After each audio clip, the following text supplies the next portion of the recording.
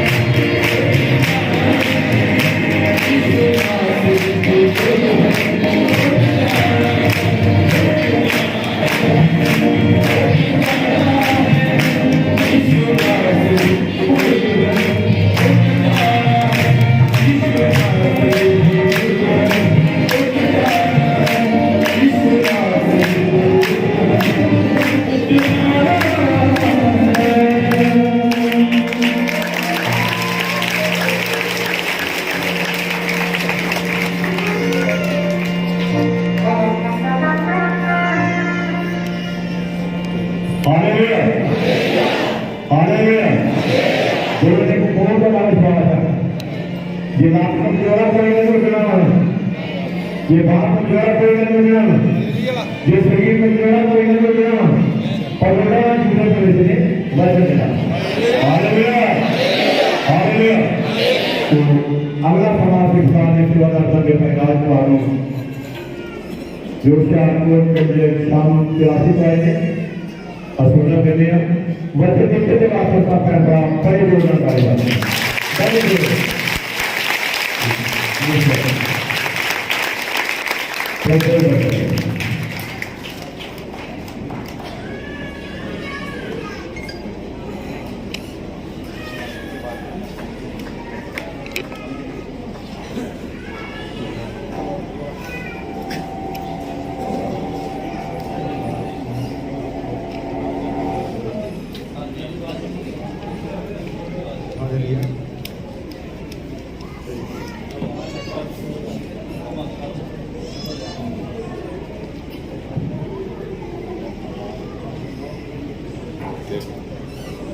सारे भाई अपना जय श्री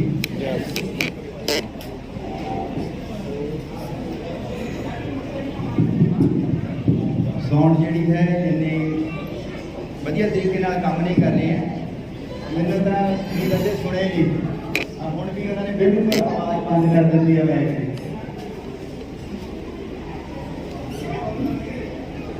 सुने पर समझ नहीं लगी।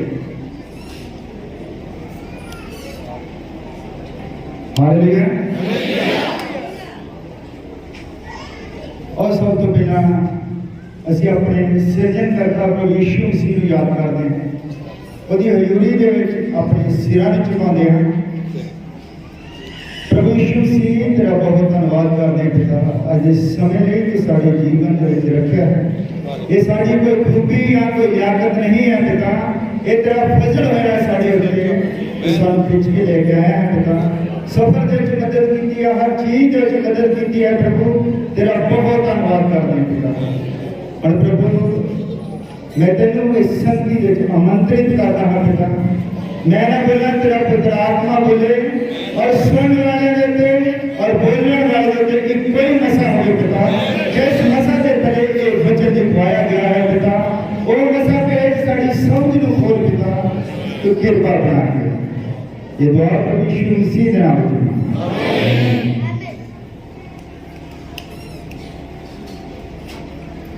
ये जड़ा रंधावा पैलेस है इन्हों मैं कभी नहीं भूल सकता। हालेलुया। मैं पिछले साल मार्च महीने के एक संगति सी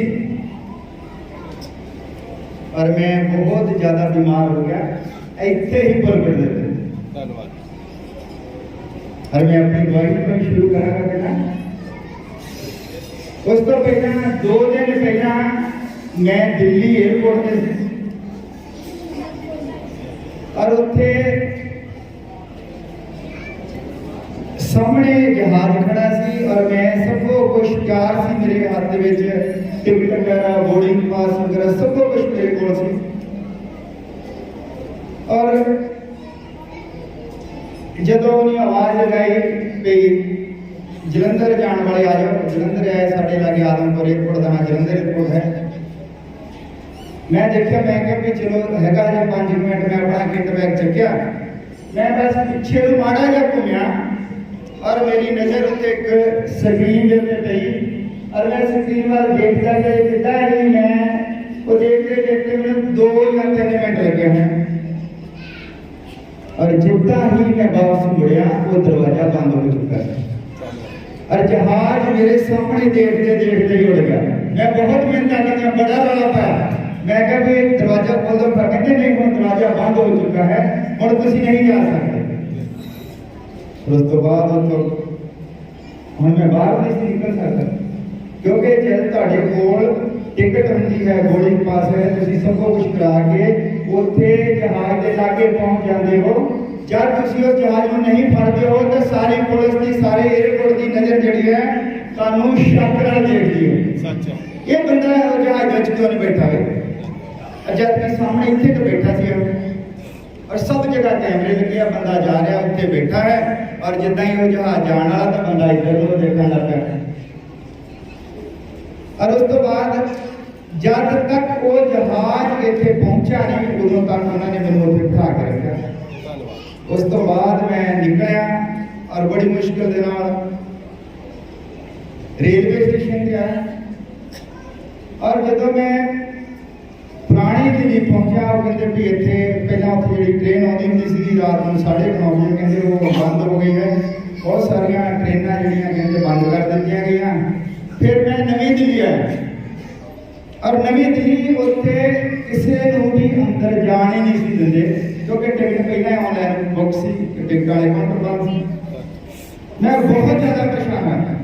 उस तो बाद मैं एक दिन घर हट गया और मैं इतने आ गया और मैं बहुत ज़्यादा बीमार हो गया। और जब मैं सोचा कि सबको कुछ हो नहीं गया है मैं तो प्रभु तेरे नुमाई में दौड़ा फिरदा। उस तो पहला एक दिन बठिंडे मीटिंग सी और फिर दिल्ली और दिल्लियों में आ रहा सीगा और मैं इतने आए कोई दिन कर गया और मैं बीमार हो गया। और मैनू ਉਹਦੇ ਵਿੱਚ ਇੱਕ सबक मिला ਜਿਹੜਾ परमेश्वर ने मैनू दिखाया जिन्नी मर्जी दौड़ भज कर लो जो मर्जी कर लो अगर तुसी वो लेक्चर नाम की फ्लैट तो पहुंच गए वेस्ट कार ਦੇ ਵਿੱਚ देखो मेरे नाल बीते। और उस तो बाद मैं हॉस्पिटल ਦੇ ਵਿੱਚ ਰਿਹਾ 14 दिन मैनू 60 सिलेंडर ऑक्सीजन दे रहे 60 सिलेंडर मेरा साह रुक जाता सी मैनू साह नहीं सी आउंदा हुंदा बिल्कुल। और डॉक्टर आंदे सी चेक करके कहते कि जे 2 घंटे कट गया ठीक है नहीं तो क्योंकि मैनू कोरोना हो गया सी लास्ट स्टेज दे विच सी कोरोना। मैं प्रार्थना करी है मैं कि प्रभु जे तू मैनू बचा ले बस तेरे लिए जीना है तेरे कमां च लगे रहना है।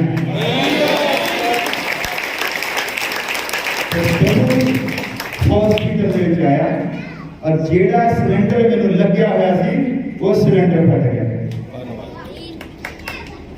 और मैं फिर भी बच गया। और उस तो ही दूसरे दिन से उस घटना छोटी जी घटना समझा।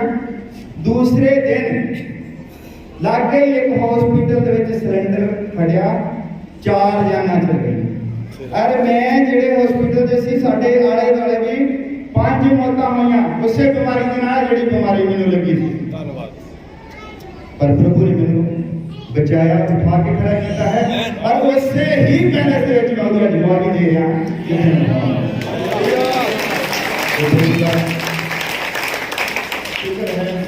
धन्यवाद है वो भी बचाने के योग। हालेलुया।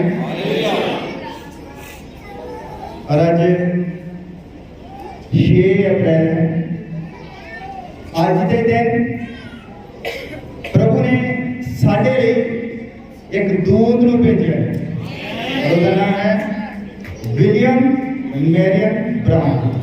मैं तुम सारे मुबारक दूंगा क्योंकि ये मेरा जन्म सी ये कोई साधारण जन्म नहीं ये साढ़े सारे लिए मुबारक दिन है क्योंकि जे भाई ब्राहन ना आंदा तो आ बाइबल की सानू समझ ही नहीं सी लगनी। जब भाई आया और उसने संदेश दिता और सानू पता लगा कि बाइबल है प्रभु ने पराइयां कौमां के लिए दूत भेजा सी जब पराइयां कौमां का आखिरी दूत है 1906 ਦੇ ਵਿੱਚ ਭਾਈ ਬ੍ਰਾਹਮ ਧਰਤੀ ਦੇ ਉੱਤੇ ਪੈਦਾ ਹੋਇਆ 1906 ਦੇ ਵਿੱਚ। और 1906 ਤੋਂ ਪਹਿਲਾਂ ਕੋਈ ਵੀ ਯੁੱਧ ਨਹੀਂ ਹੋਇਆ। 1906 ਤੋਂ ਬਾਅਦ ਸਾਰੇ ਯੁੱਧ ਹੋਇਆ ਕਿਉਂਕਿ ਪਰਾਈਆਂ ਕੌਮਾਂ ਦਾ ਸਮਾਂ ਜਿਹੜਾ ਹੈ ਉਹ ਖਤਮ ਹੋਣ ਵਾਲਾ ਹੈ। पहला जो युद्ध होता है 28 जुलाई 1914 और 11 नवंबर 1918 तक चल रहा है।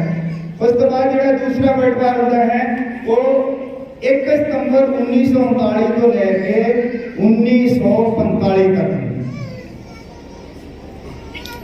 और और एक होर जो गृह युद्ध का बहुत खतरनाक वो 1 महीना चलता 25 जनवरी तो लैके 18 फरवरी तक वो 1916 चलता है रशिया के विच।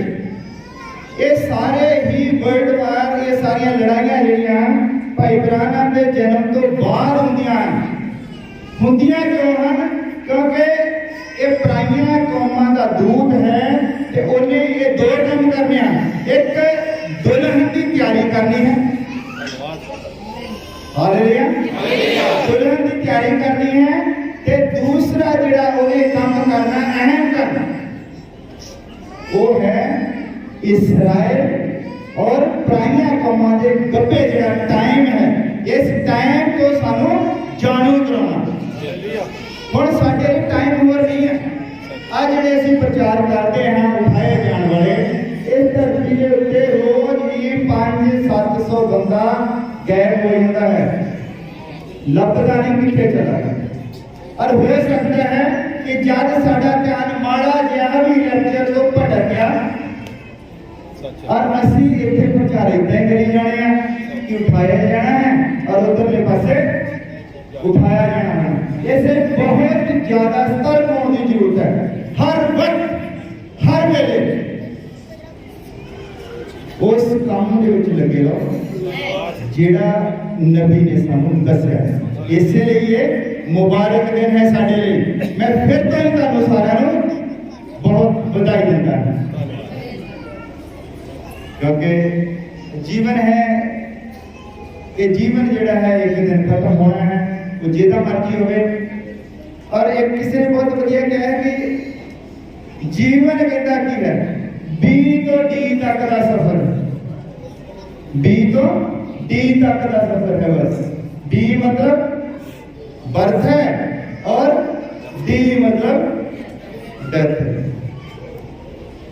और वो गब्बे की सी है उनको लगे गब्बे सी है वो है क्राइस्ट।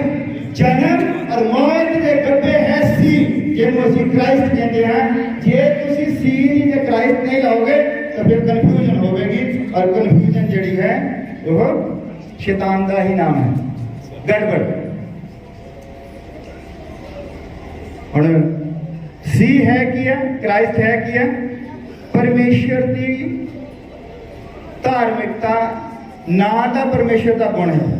परमेश्वर की जिहड़ी धार्मिकता है परमेश्वर का गुण नेगा। ध्यान दे नाल सुनो, परमेश्वर की धार्मिकता परमेश्वर का गुण नहीं है, ना ही विश्वासी का बदलिया हुआ चरित्र है।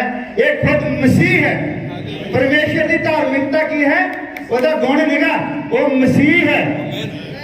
मसीह ही परमेश्वर की धार्मिकता है। और जो साड़ी जगह ते परमेश्वर के बनाए हुए कानून की हर मांग को पूरी करता है। परमेश्वर का कानून की है व्यवस्था, जिस द्वारा परमेश्वर मनुख को दोषी ठहराता। व्यवस्था द्वारा ही परमेश्वर मनुख को दोषी ठहराता है। जे असी जन्म और मौत के विचकार मसीह को रखते हैं तो फिर परमेश्वर सानू दोषी नहीं ठहराता, क्योंकि प्रभु यीशु मसीह ही साडी भी धार्मिकता है। आओ असीं हुण वचन में चलते हैं। तुसीं काफी देर तो खड़े हो।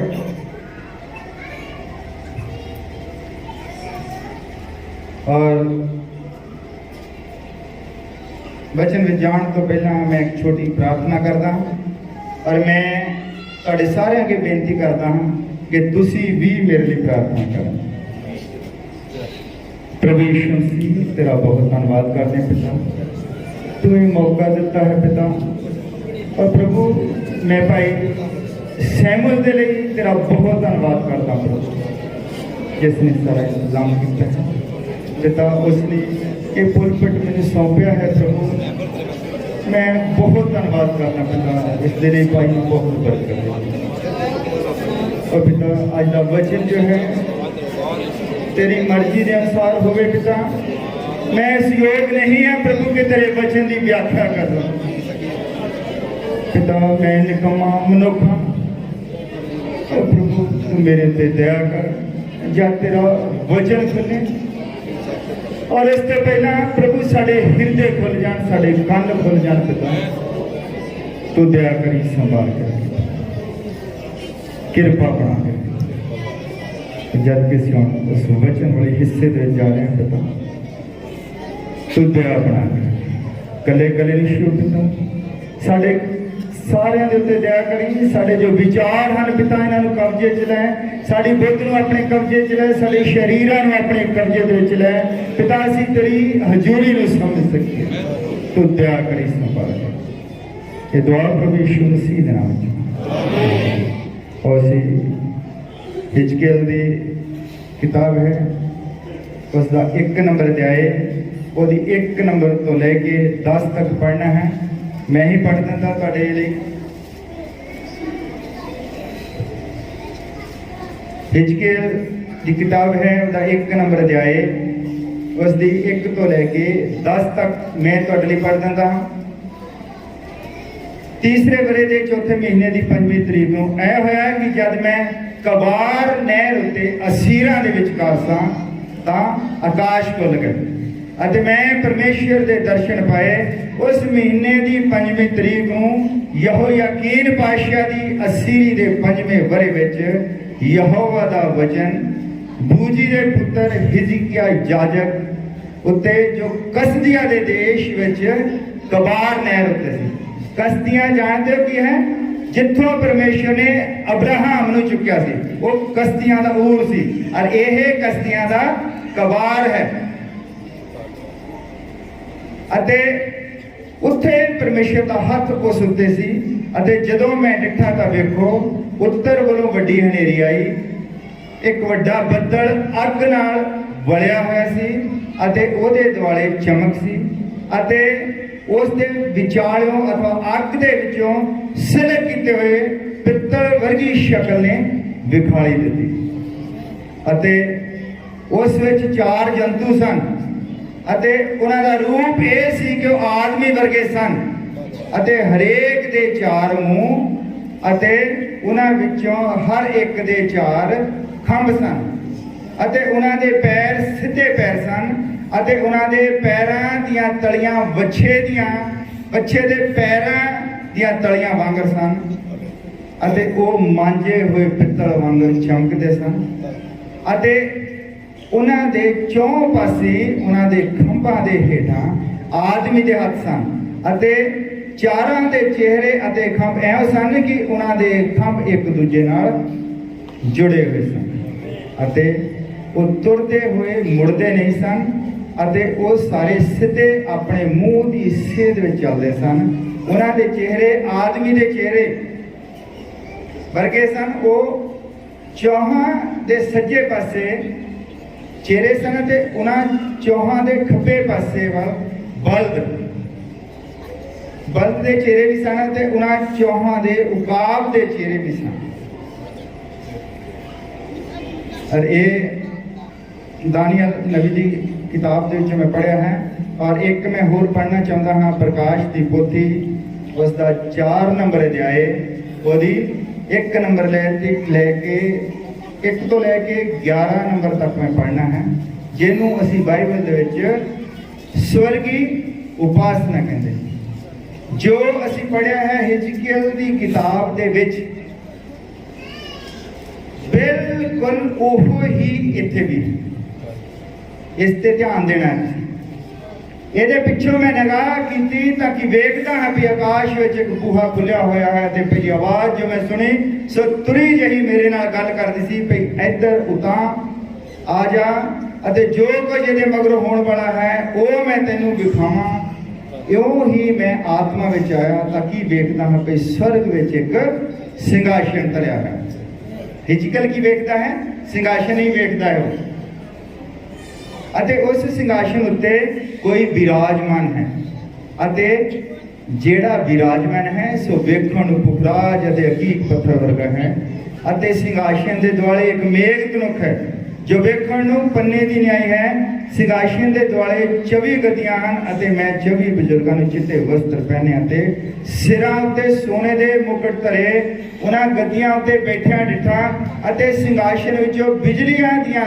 लशकां अते आवाज़ां अते बदलां दीयां गरजां निकलदियां अते सिंघासन दे मोहरे ਅੱਗ ਦੇ 7 ਦੀਵੇ ਪਏ ਬਲਦੇ ਹਨ ਜਿਹੜੇ ਪਰਮੇਸ਼ਰ ਦੇ ਸੱਤੇ ਆਤਮੇ ਹਨ ਅਤੇ ਸਿੰਘਾਸਨ ਦੇ ਅੱਗੇ ਬਲੌਰ ਵਰਗਾ ਕੱਚ ਦਾ ਇੱਕ ਸਮੁੰਦਰ ਜਿਹਾ ਹੈ ਅਤੇ ਸਿੰਘਾਸਨ ਦੇ ਵਿਚਾਲੇ ਅਤੇ ਸਿੰਘਾਸਨ ਦੇ ਦੁਆਲੇ 4 ਜੰਤੂ ਹਨ ਜੋ ਹਿਜਕੀਏਲ ਵੇਖਦਾ ਹੈ ਉਹ ਹੀ ਯਹੂਨਾ ਵੇਖਦਾ ਹੈ ਜਿਹੜੇ ਅੱਗਿਓਂ ਪਿੱਛੋਂ ਅੱਖੀਆਂ ਨਾਲ ਭਰੇ ਹੋਏ ਹਨ ਅਤੇ ਪਹਿਲਾ ਜੰਤੂ ਬੱਬਰ ਸ਼ੇਰ ਵਰਗਾ ਦੂਜਾ ਜੰਤੂ ਵੈੜਕੇ ਵਰਗਾ ਅਤੇ ਤੀਜੇ ਜੰਤੂ ਦਾ ਮੂੰਹ ਮਨੁੱਖ ਦੇ ਮੂੰਹ ਜਿਹਾ ਅਤੇ ਚੌਥਾ ਜੰਤੂ ਉੱਡਦੇ ਹੋਏ ਉਕਾਬ ਵਰਗਾ ਹੈ ਅਤੇ ਉਹ ਚਾਰੇ ਜੰਤੂ ਜਿਨ੍ਹਾਂ ਵਿੱਚੋਂ ਹਰੇਕ ਦੇ 6 ਖੰਭ ਹਨ ਦੁਆਲਿਓਂ ਤੇ ਅੰਦਰੋਂ ਅੱਖੀਆਂ ਨਾਲ ਭਰੇ ਹੋਏ ਹਨ ਅਤੇ ਉਹ ਰਾਤ ਦਿਨ ਇਹ ਕਹਿਣ ਤੋਂ ਸਾਹ ਨਹੀਂ ਲੈਂਦੇ ਪਵਿੱਤਰ ਪਵਿੱਤਰ ਪਵਿੱਤਰ ਹੈ ਪ੍ਰਭੂ ਪਰਮੇਸ਼ਰ ਸਰਵ ਸ਼ਕਤੀਮਾਨ ਜਿਹੜਾ ਹੈ ਸੀ ਅਤੇ ਹੈ ਅਤੇ ਆਉਣ ਵਾਲਾ ਹੈ ਜਾਂ ਉਹ ਜੰਤੂ ਉਸ ਦੀ ਜਿਹੜਾ ਸਿੰਘਾਸਨ ਉੱਤੇ ਵਿਰਾਜਮਾਨ ਹੈ ਅਤੇ ਜਿਹੜਾ ਯੁੱਗੋ ਯੁੱਗ ਜਿਉਂਦਾ ਹੈ ਵਡਿਆਈ ਮਾਣ ਤੇ ਧੰਨਵਾਦ ਕਰਨਗੇ ਤਾਂ 24 ਬਜ਼ੁਰਗ ਉਹਦੇ ਅੱਗੇ ਜਿਹੜਾ ਸਿੰਘਾਸਨ ਉੱਤੇ ਵਿਰਾਜਮਾਨ ਹੈ ਡਿੱਗ ਪੈਣਗੇ ਅਤੇ ਉਹਨੂੰ ਜਿਹੜਾ ਯੁੱਗੋ ਯੁੱਗ ਜਿਉਂਦਾ ਹੈ ਮੱਥਾ ਟੇਕਣਗੇ ਅਤੇ ਇਹ ਆਖਦਿਆਂ ਆਪਣੇ ਮੁਕਤ ਸਿੰਘਾਸਨ ਦੇ ਅੱਗੇ ਸੁੱਟਣਗੇ ਇਹ ਸਾਡੇ ਪ੍ਰਭੂ ਅਤੇ ਸਾਡੇ ਪਰਮੇਸ਼ਰ ਤੂੰ ਮਹਿਮਾ ਮਾਣ ਅਤੇ ਸਮਰੱਥਾ ਦੇ ਯੋਗ ਹੈ ਤੈਂ ਜੋ ਸਾਰੀਆਂ ਵਸਤਾਂ ਰਚੀਆਂ ਅਤੇ ਉਹ ਤੇਰੀ ਹੀ ਇੱਛਾ ਨਾਲ ਹੋਇਆ ਤੇ ਰਚੀਆਂ ਗਈਆਂ ਪ੍ਰਭੂ ਆਪਣੇ ਇਸ ਪੜ੍ਹੇ ਗਏ ਵਚਨ ਦੇ ਉੱਤੇ ਆਸ਼ੀਸ਼ ਦੇਵੇ ਆਪਣੀ ਬਰਕਤ ਦੇਵੇ ਔਰ ਸਾਨੂੰ ਸਮਝ ਦੇਵੇ ਇਹ ਦੁਆ ਪ੍ਰਭੂ ਯਿਸੂ ਮਸੀਹ ਦੇ ਨਾਮ ਵਿੱਚ ਆਮੀਨ ਆਪ ਤੁਸੀਂ ਸਭ ਆਰਾਮ ਨਾਲ ਬੈਠ ਸਕਦੇ ਹੋ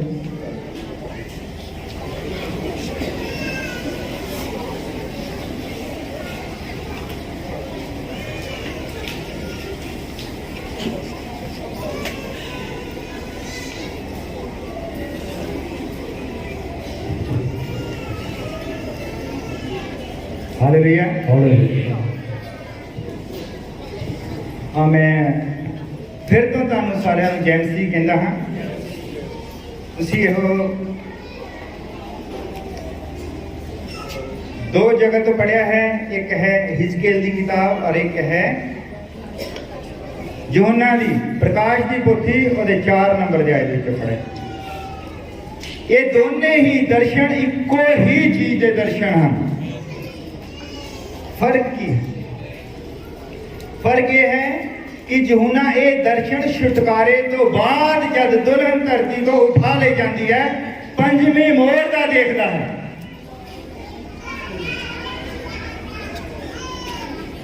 हालेलुया उस समय तो पार देखता है और उधरले पासे वो समय दे विच देखता है ध्यान देना है और हिजकेल ਜਿਹੜਾ 1:26-28 ਦੇ ਵਿੱਚ ਸੇਮ ਉਹ ਸੇਮ ਬਿਲਕੁਲ ਅਤੇ ਉਸ ਅੰਬਰ ਦੇ ਉੱਤੇ ਜੋ ਉਹਦੇ ਸਿਰ ਉੱਤੇ ਸੀ ਸਿੰਘਾਸਨ ਜਿਹਾ ਸੀ ਅਤੇ ਉਹਦਾ ਰੂਪ ਨੀਲਮ ਪੱਥਰ ਵਾਂਗਰ ਸੀ ਉਹਦੇ ਸਿੰਘਾਸਨ ਦੇ ਰੂਪ ਤੇ ਆਦਮੀ ਜਿਹਾ ਰੂਪ ਅਤੇ ਉਹਦੇ ਲੱਕ ਤੋਂ ਲੈ ਕੇ ਉੱਤੇ ਤੀਕਰ ਸਿਲਕ ਕੀਤਾ ਹੋਇਆ ਪਿੱਤਲ ਜਿਹਾ ਅੱਗ ਦਾ ਅੱਗ ਦੀ ਸ਼ਕਲ ਵਰਗਾ ਉਹਦੇ ਵਿਚਕਾਰ ਤੇ ਦੁਆਲੇ ਵੇਖਿਆ ਅਤੇ ਉਹਦੇ ਲੱਕ ਤੋਂ ਲੈ ਕੇ ਥੱਲੇ ਤੀਕਰ ਮੈਂ ਅੱਗ ਦੀ ਸ਼ਕਲ ਵੇਖੀ ਅਤੇ ਉਹਦੇ ਦੁਆਲੇ ਚਾਰੋਂ ਪਾਸੇ ਚਮਕ ਸੀ ਜਿਹੜੀ ਉਸ ਮੇਘ ਧੁੰਕ ਦਾ ਰੂਪ ਹੈ ਜੋ ਵਰਖਾ ਦੇ ਦਿਨ ਬੱਦਲਾਂ ਵਿੱਚ ਦਿਖਾਈ ਦਿੰਦੀ ਹੈ ਉਹ ਜਿਹਦੀ ਉਹਦੇ ਦੁਆਲੇ ਦੀ ਚਮਕ ਦਿਸਦੀ ਹੈ ਇਹ ਯਹੋਵਾ ਦੇ ਪ੍ਰਤਾਪ ਦਾ ਆਕਾਸ਼ ਹੀ ਸੀ ਮੈਂ ਵੇਖਦਿਆਂ ਹੀ ਮੈਂ ਮੂੰਹ ਭਰਨੇ ਡਿੱਗ ਪਿਆ ਅਤੇ ਮੈਂ ਇੱਕ ਆਵਾਜ਼ ਸੁਣੀ ਜਿਵੇਂ ਕੋਈ ਗੱਲਾਂ ਕਰਦਾ ਅਸੀਂ ਹੁਣ ਇਹਨਾਂ ਦੋਨਾਂ ਵਚਨਾਂ ਦੀ ਆਪਸ ਵਿੱਚ ਤੁਲਨਾ ਕਰਕੇ ਦੇਖਣੀ ਹੈ ਹਾਲੇਲੂਇਆ ਦੋਨਾਂ ਹੀ ਇਹਦੇ ਵਿੱਚ ਇੱਕ ਹੋਰ ਦਰਸ਼ਨ ਹੈ ਜਿਹੜਾ ਮੈਂ ਨਹੀਂ ਪੜਿਆ ਉਹ ਹੈ ਦਾਨੀਅਲ ਨਬੀ ਵੀ ਇੱਕ ਦਰਸ਼ਨ ਦੇਖਦਾ ਹੈ ਤੁਸੀਂ ਨੋਟ ਕਰ ਸਕਦੇ ਹੋ ਉਹ ਹੈ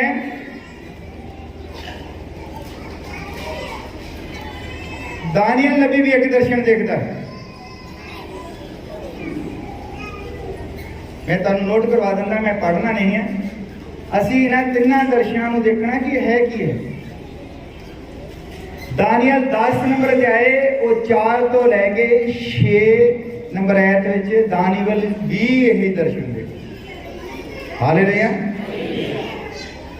ये दर्शन है की है ਇਹਨਾਂ ਦੀ ਆਪਾਂ ਆਪਸ ਵਿੱਚ ਤੁਲਨਾ ਕਰਨੀ ਹੈ। ਮੈਂ ਹਿਜਕੀਅਲ ਔਰ ਯਹੂਨਾ ਦੇ ਦਰਸ਼ਨ ਦੀ ਆਪਸ ਵਿੱਚ ਤੁਲਨਾ ਕਰਨੀ ਹੈ ਕਿ ਹੈ ਕੀ ਹਨ। ਹਾਲੇਲੂਇਆ। ਇੱਥੇ ਰਹਿਣਾ ਹੈ ਮੇਰੇ। ਜੇ ਤੁਸੀਂ ਆਲੇ ਦੁਆਲੇ ਘੁੰਮੋਗੇ ਤੇ ਤੁਹਾਨੂੰ ਇਹ ਗੱਲਾਂ ਸਮਝ ਨਹੀਂ ਆਉਣਗੀਆਂ। ਜੇ ਤੁਸੀਂ ਥੋੜੀ ਦੇਰ ਆਰਾਮ ਦੇ ਨਾਲ ਆਪਣੀਆਂ ਸਾਰੀਆਂ ਟੈਨਸ਼ਨਾਂ ਨੂੰ ਇਸ ਹਾਲ ਤੋਂ ਬਾਹਰ ਰੱਖ ਕੇ ਸਾਰੇ ਰੁਝੇਵਿਆਂ ਚੋਂ ਨਿਕਲ ਕੇ ਇੱਥੇ ਬਣੇ ਰਹੋਗੇ ਤਾਂ ਫਿਰ ਤੁਹਾਨੂੰ ਸਮਝ लगेगी कि ये दर्शन की सी। हालेलुया। सारे आनंदित हो। धन्यवाद प्रभु का, क्योंकि परमेश्वर की हजूरी तो बाहर किते भी कोई आनंद नहीं है। परमेश्वर की हजूरी तो बाहर मौत है। हालेलुया। हुण असीं देखना है ये स्वर्ग ते धरती दो वख-वख जगह हैं। ये धरती स्वर्ग की कॉलोनी है और राजा एक ही है। स्वर्ग का भी राजा वही है और धरती का भी राजा वही है, पर कानून वखरे वखरे हैं। स्वर्ग का कानून वखरा है और धरती का कानून वखरा है। अगर धरती के उत्तों किसी मनुख ने स्वर्ग के विच जाना होवे, वो ऐस शरीर के नाल नहीं जा सकता। ਉਹਨੂੰ थियोफैनी बॉडी चाहिए है, जिन्हों असीं पंजाबी च देव का स्वरूप कहते हैं। अगर परमेश्वर ने धरती के उत्ते होना है तो वह भी उस शरीर के विच नहीं आ सकता। जिहड़ा उसका शरीर है उन्होंने मनुखी शरीर लेना पैना। हालेलुया। क्योंकि असीं देखते हैं पहला यूहन्ना 5 अध्याय ਉਹਦੀ 7 ਦੇ ਵਿੱਚ ਲਿਖਿਆ, ਜਿਹੜੀ ਪੰਜਾਬੀ ਦੇ ਵਿੱਚ ਹੈ ਨਹੀਂ ਹੈ। तो पहला यूहन्ना ਉਹਦੀ 5 और 7 ਦੇ ਵਿੱਚ ਪੰਜਾਬੀ ਦੇ ਵਿੱਚ ਆਇਤ ਹੈ ਨਹੀਂ ਗੀ। ਉਹਨਾਂ ਨੇ 8 ਨੰਬਰ ਆਇਤ ਨੂੰ ਦੋ ਹਿੱਸਿਆਂ ਦੇ ਵਿੱਚ ਤੋੜ ਦਿੱਤਾ ਹੈ। ਅਸਲ ਦੇ ਵਿੱਚ 7 नंबर आयत की है, for there are three that bear record in heaven, the Father, the Word and the Holy Ghost, and these three are one। स्वर्ग दे विच पिता है, शब्द है ते पवित्र आत्मा है। ना पिता का इदां दा शरीर हुंदा है, ना पवित्र आत्मा का इदां दा शरीर हुंदा है, और ना ही शब्द का इदां दा शरीर हुंदा है। अगर उन्होंने कोई गवाही देनी है धरती के उत्ते तो जरूरी है पानी और लहू भी हो। वो 8 नंबर आयत है।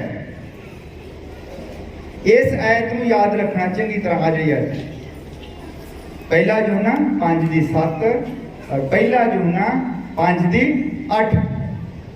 मैं आखिर दे विच इस आयत के उत्ते आना और 8 दे विच लिखा, and there are three that bear witness in earth, the spirit and the water and the blood, and these three agree। धरती के उत्ते 3 ਹਨ,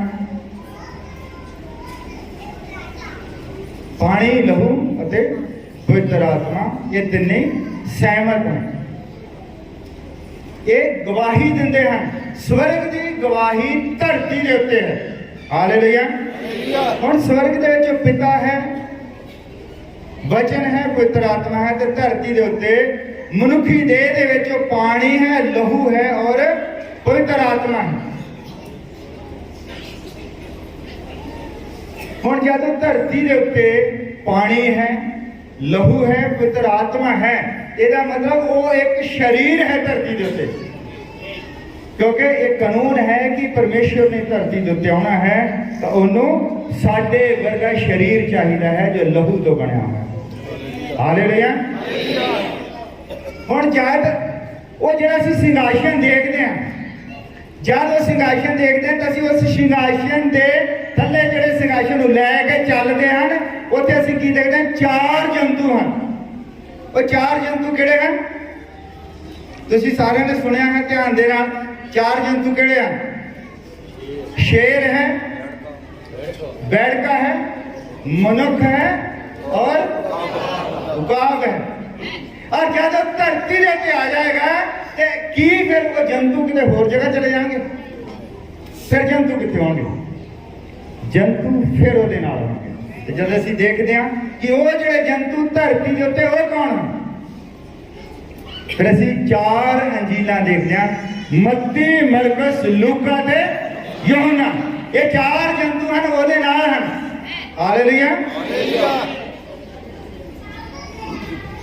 ਅਸੀਂ ਥੋੜੀ ਦੇਰ ਦੇ ਲਈ ਪ੍ਰਕਾਸ਼ ਦੀ ਪੋਥੀ ਦੇ 6 ਨੰਬਰ ਅਧਿਆਇ ਦੇ ਵਿੱਚ ਜਾਂਦੇ ਹਾਂ। ਪ੍ਰਕਾਸ਼ ਦੀ ਪੋਥੀ 6 ਨੰਬਰ ਅਧਿਆਇ, ਜਿੱਥੇ ਮੋਹਰਾਂ ਦਾ ਜ਼ਿਕਰ ਹੈ। ਇਹ ਜਿਹੜਾ ਦਾਨੀਏਲ ਦਾ ਹਿਜਕੀਆ ਦਾ ਜਿਹੜਾ ਦਰਸ਼ਨ ਹੈ ਉਹ ਮੋਹਰਾਂ ਦੇ ਵਿੱਚ ਦੀ ਕਿੱਦਾਂ ਜਾਂਦਾ ਹੈ, ਤਾਂ ਕਿ ਉਹਦਾ ਜਿਹੜਾ ਮਿਲਾਪ ਹੈ ਯਹੂਨਾ ਦੇ ਨਾਲ ਜਾ ਕੇ ਕਿੱਦਾਂ ਹੁੰਦਾ ਹੈ। ਤੁਸੀਂ ਇੱਥੇ ਬਣੇ ਰਹੋਗੇ ਤੇ ਤੁਹਾਨੂੰ ਤਾਂ ਹੀ ਸਮਝ ਲੱਗੇਗੀ, ਨਹੀਂ ਤੇ ਤੁਹਾਡੇ ਪੱਲੇ ਕੁਛ ਨਹੀਂ ਪਵੇਗਾ। ਜਦ ਅਸੀਂ ਉਹਦੇ 6 ਨੰਬਰ ਅਧਿਆਇ ਦੇ ਵਿੱਚ ਜਾਂਦੇ ਹਾਂ ਤੇ ਉੱਥੇ ਮੋਹਰਾਂ ਹਨ। ਮੋਹਰਾਂ ਕੀ ਹਨ? ਮੋਹਰਾਂ ਸਾਨੂੰ ਇਹ ਦੱਸਦੀਆਂ ਕੀ ਹੋਇਆ ਹੈ, ਕੀ ਹੋਇਆ ਸੀ, ਕੀ ਹੋਇਆ ਹੈ ਤੇ ਕੀ ਹੋਣਾ ਹੈ। ਮੋਹਰਾਂ ਤਿੰਨੇ ਚੀਜ਼ਾਂ ਦੱਸਦੀਆਂ ਕੀ ਹੋਇਆ ਪਹਿਲਾਂ, ਔਰ ਕੀ ਹੁਣ ਹੋ ਰਿਹਾ ਹੈ ਤੇ ਕੀ ਅੱਗੇ ਹੋਵੇਗਾ। ਮਨੁੱਖ ਧਰਤੀ ਦੇ ਉੱਤੇ ਪਰਮੇਸ਼ਰ ਦਾ ਸਰੂਪ ਸੀ। ਉਹਦੇ ਕੋਲ ਸਾਰੇ ਅਧਿਕਾਰ ਸਨ ਜਿਹੜੇ ਪ੍ਰਕਾਸ਼ ਦੀ ਪੋਥੀ ਦੇ ਵਿੱਚ ਸੀਗੇ ਅਧਿਕਾਰ। ਉੱਥੇ ਇੱਕ ਬੰਦ ਪੋਥੀ ਜਿਹੜੀ ਸੀ ਉਹ ਵੀ ਮਨੁੱਖ ਦੇ ਕੋਲ ਸੀਗੀ। ਹਾਲੇਲੂਇਆ। ਜਦੋਂ ਪਰਮੇਸ਼ਰ ਨੇ ਮਨੁੱਖ ਨੂੰ ਬਣਾਇਆ, ਉਹਨੇ ਉਹਦਾ ਇੱਕ ਮੈਨੂਅਲ ਤਿਆਰ ਕੀਤਾ ਕਿ ਬੰਦਾ ਜਿਹੜਾ ਕਿੱਦਾਂ ਬਿਮਾਰ ਹੋ ਸਕਦਾ ਹੈ, ਕਿੱਦਾਂ ਉਹ ਖਤਮ ਹੋ ਸਕਦਾ। ਸਾਰਾ ਮੈਨੂਅਲ ਉਸ ਪੋਥੀ ਦੇ ਵਿੱਚ ਲਿਖਿਆ ਹੋਇਆ ਸੀ, ਔਰ ਉਹ ਪੋਥੀ ਜਿਹੜੀ ਹੈ ਮਨੁੱਖ ਦੇ ਹੀ ਕੋਲ ਸੀ। ਔਰ ਜਦੋਂ ਬੰਦਾ ਡਿੱਗ ਗਿਆ, ਆਪਣੀ ਅਸਲ ਸਥਿਤੀ ਤੋਂ ਬੰਦਾ ਡਿੱਗ ਗਿਆ, ਉਹ ਪਾਪੀ ਬਣ ਗਿਆ, ਤਾਂ ਪਰਮੇਸ਼ਰ ਨੇ ਉਹਦੇ ਕੋਲੋਂ ਉਹ ਪੋਥੀ ਜਿਹੜੀ ਵਾਪਸ ਲੈ ਲਈ, ਔਰ ਉਸ ਪੋਥੀ ਨੂੰ ਉਹਨੇ ਸੀਲ ਬੰਦ ਕਰ ਦਿੱਤਾ। ਉਹ ਤੁਸੀਂ ਸਾਰੇ ਜਾਣਦੇ ਹੋ। ਉਸ ਪਰ 3 ਨੰਬਰ ਅਧਿਆਇ ਉਹਦੀ 22 ਔਰ 24 ਦੇ ਵਿੱਚ ਲਿਖਿਆ ਹੈ ਕਿ ਤਦ ਯਹੋਵਾ ਪਰਮੇਸ਼ਰ ਨੇ ਆਖਿਆ, ਵੇਖੋ ਆਦਮੀ ਭਲੇ ਭਲੇ ਦੀ ਸਿਆਣ ਵਿੱਚ ਸਾਡੇ ਵਿੱਚ ਇੱਕ ਵਰਗਾ ਹੋ ਗਿਆ, ਤੇ ਹੁਣ ਅਜਿਹਾ ਨਾ ਹੋਵੇ ਕਿ ਉਹ ਆਪਣਾ ਹੱਥ ਵਧਾ ਕੇ ਜੀਵਨ ਦੇ ਬਿਰਖ ਤੋਂ ਲੈ ਕੇ ਖਾਵੇ ਅਤੇ ਸਦਾ ਜਿਉਂਦਾ ਰਹੇ। ਸੋ ਯਹੋਵਾ ਪਰਮੇਸ਼ਰ ਨੇ ਉਹਨੂੰ ਅਦਨ ਦੇ ਬਾਗ ਤੋਂ ਕੱਢ ਦਿੱਤਾ, ਤਾਂ ਜੋ ਉਹ ਉਸ ਜ਼ਮੀਨ ਨੂੰ ਵਾਹੇ ਜਿਸ ਤੋਂ ਉਹ ਕੱਢਿਆ ਗਿਆ ਸੀ। ਸੋ ਉਹਨੇ ਆਦਮੀ ਨੂੰ ਕੱਢ ਦਿੱਤਾ ਤੇ ਉਸਨੇ ਅਦਨ ਦੇ ਬਾਗ ਦੇ ਚੜ੍ਹਦੇ ਪਾਸੇ ਦੂਤਾਂ, ਕਰੂਬੀਆਂ ਜਿਹੜੇ ਨੂੰ ਅਤੇ ਚੌ ਪਾਸੇ ਘੁੰਮਣ ਵਾਲੇ ਖੰਡੇ ਦੀ ਲਸ਼ਕ ਨੂੰ ਰੱਖਿਆ, ਤਾਂ ਜੋ ਜੀਵਨ ਦੇ ਬਿਰਖ ਦੇ ਰਾਹ ਦੀ ਰਾਖੀ ਕਰਨ। ਕੋਈ ਵੀ ਜੀਵਨ ਦੇ ਬਿਰਖ ਦੇ ਕੋਲ ਜਾ ਨਾ ਸਕੇ ਔਰ ਉਹਦੇ ਰਾਹ ਦੀ ਰਾਖੀ ਕਰਨ। ਟੋਟਲੀ ਉਹਨੇ ਜਿਹੜਾ ਸੀਗਾ ਅਦਨ ਦੇ ਬਾਗ ਨੂੰ ਸੀਲ ਕਰ ਦਿੱਤਾ। ਇਹਨੂੰ ਅਸੀਂ ਦੇਖਦੇ, ਇਹਦੇ ਨਾਲ ਹੀ ਉਹ ਜਿਹੜੀ ਪੋਥੀ ਸੀ, ਬੰਦੇ ਦਾ ਜਿਹੜਾ ਮੈਨੂਅਲ ਸੀਗਾ, ਉਹ ਵੀ ਨਾਲ ਹੀ ਉਹਨੇ ਸੀਲ ਕਰ ਦਿੱਤਾ। ਉਸ ਮਨੁੱਖ ਦੇ ਹੱਥੋਂ ਨੇ ਲੈ ਲਿਆ ਸਾਰੇ ਹੀ ਅਧਿਕਾਰ, ਸਭ ਕੁਝ ਉਹਨੇ ਲੈ ਕੇ ਮਨੁੱਖ ਨੂੰ ਉੱਥੋਂ ਬਾਹਰ ਕੱਢ ਦਿੱਤਾ। ਮਨੁੱਖ ਨੇ ਪਾਪ ਕੀਤਾ। ਪਾਪ ਕੀ ਹੈ? ਪਾਪ ਕੀ ਹੈ? ਇਹਦੇ ਅਸਲ ਸਰੂਪ ਨੂੰ ਅਸੀਂ ਦੇਖਦੇ ਹਾਂ। ਪਾਪ ਕੋਈ ਗਲਤੀ ਨਹੀਂ ਕਿ ਬੰਦੇ ਨੇ ਗਲਤੀ ਕਰ ਦਿੱਤੀ। ਗਲਤੀ ਦਾ ਸੁਧਾਰ ਹੋ ਸਕਦਾ ਹੈ। ਪਾਪ ਗਲਤੀ ਨਹੀਂ ਹੈ। ਪਾਪ ਹੈ ਪਰਮੇਸ਼ਰ ਦੇ ਕਾਨੂੰਨ ਦੀ ਉਲੰਘਣਾ। ਪਾਪ ਅਧਰਮ ਹੈ। ਪਾਪ ਉਸ ਟੋਕਨ ਨੂੰ ਗਵਾਉਣਾ ਹੈ ਜਿਹੜੇ ਟੋਕਨ ਦੇ ਨਾਲ ਅਸੀਂ ਆਪਣੇ ਨਿਸਤਾਰੇ ਤੱਕ ਪਹੁੰਚਣਾ ਹੁੰਦਾ। ਪਰਮੇਸ਼ਰ ਦੇ ਅਧਿਕਾਰ ਖੇਤਰ ਵਿੱਚ ਸਵੈ ਇੱਛਾ ਦੀ ਗੁਰਤ ਹੈ, ਜਿੱਥੇ ਅਸੀਂ ਆਪਣੀ ਮਰਜ਼ੀ ਕਰਦੇ ਹਾਂ, ਇਹਨੂੰ ਵੀ ਪਾਪ ਹੀ ਕਹਿੰਦੇ। ਅਧਿਆਤਮਿਕ ਅਰਾਜਕਤਾ, ਜਿੱਥੇ ਅਸੀਂ ਉਹਦੇ ਰਾਜ ਨੂੰ ਨਹੀਂ ਮਹਿਸੂਸ ਕਰਦੇ।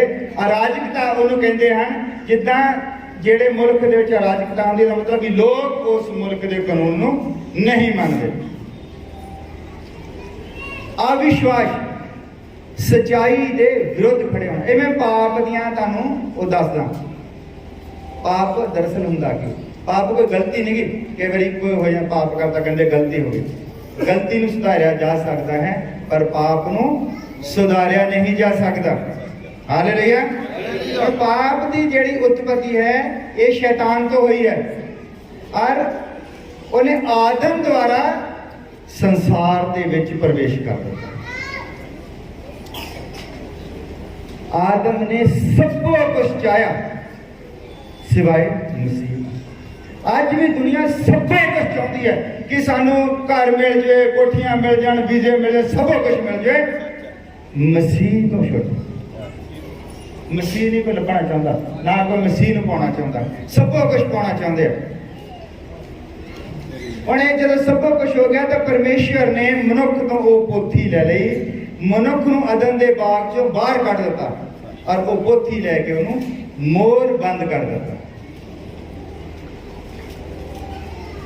ਹੁਣ ਜਿਹੜਾ ਮਨੁੱਖ ਸੀ ਉਹ ਪਰਮੇਸ਼ਵਰ ਦੇ ਹੱਥ ਦੀ ਰਚਨਾ ਹੈ।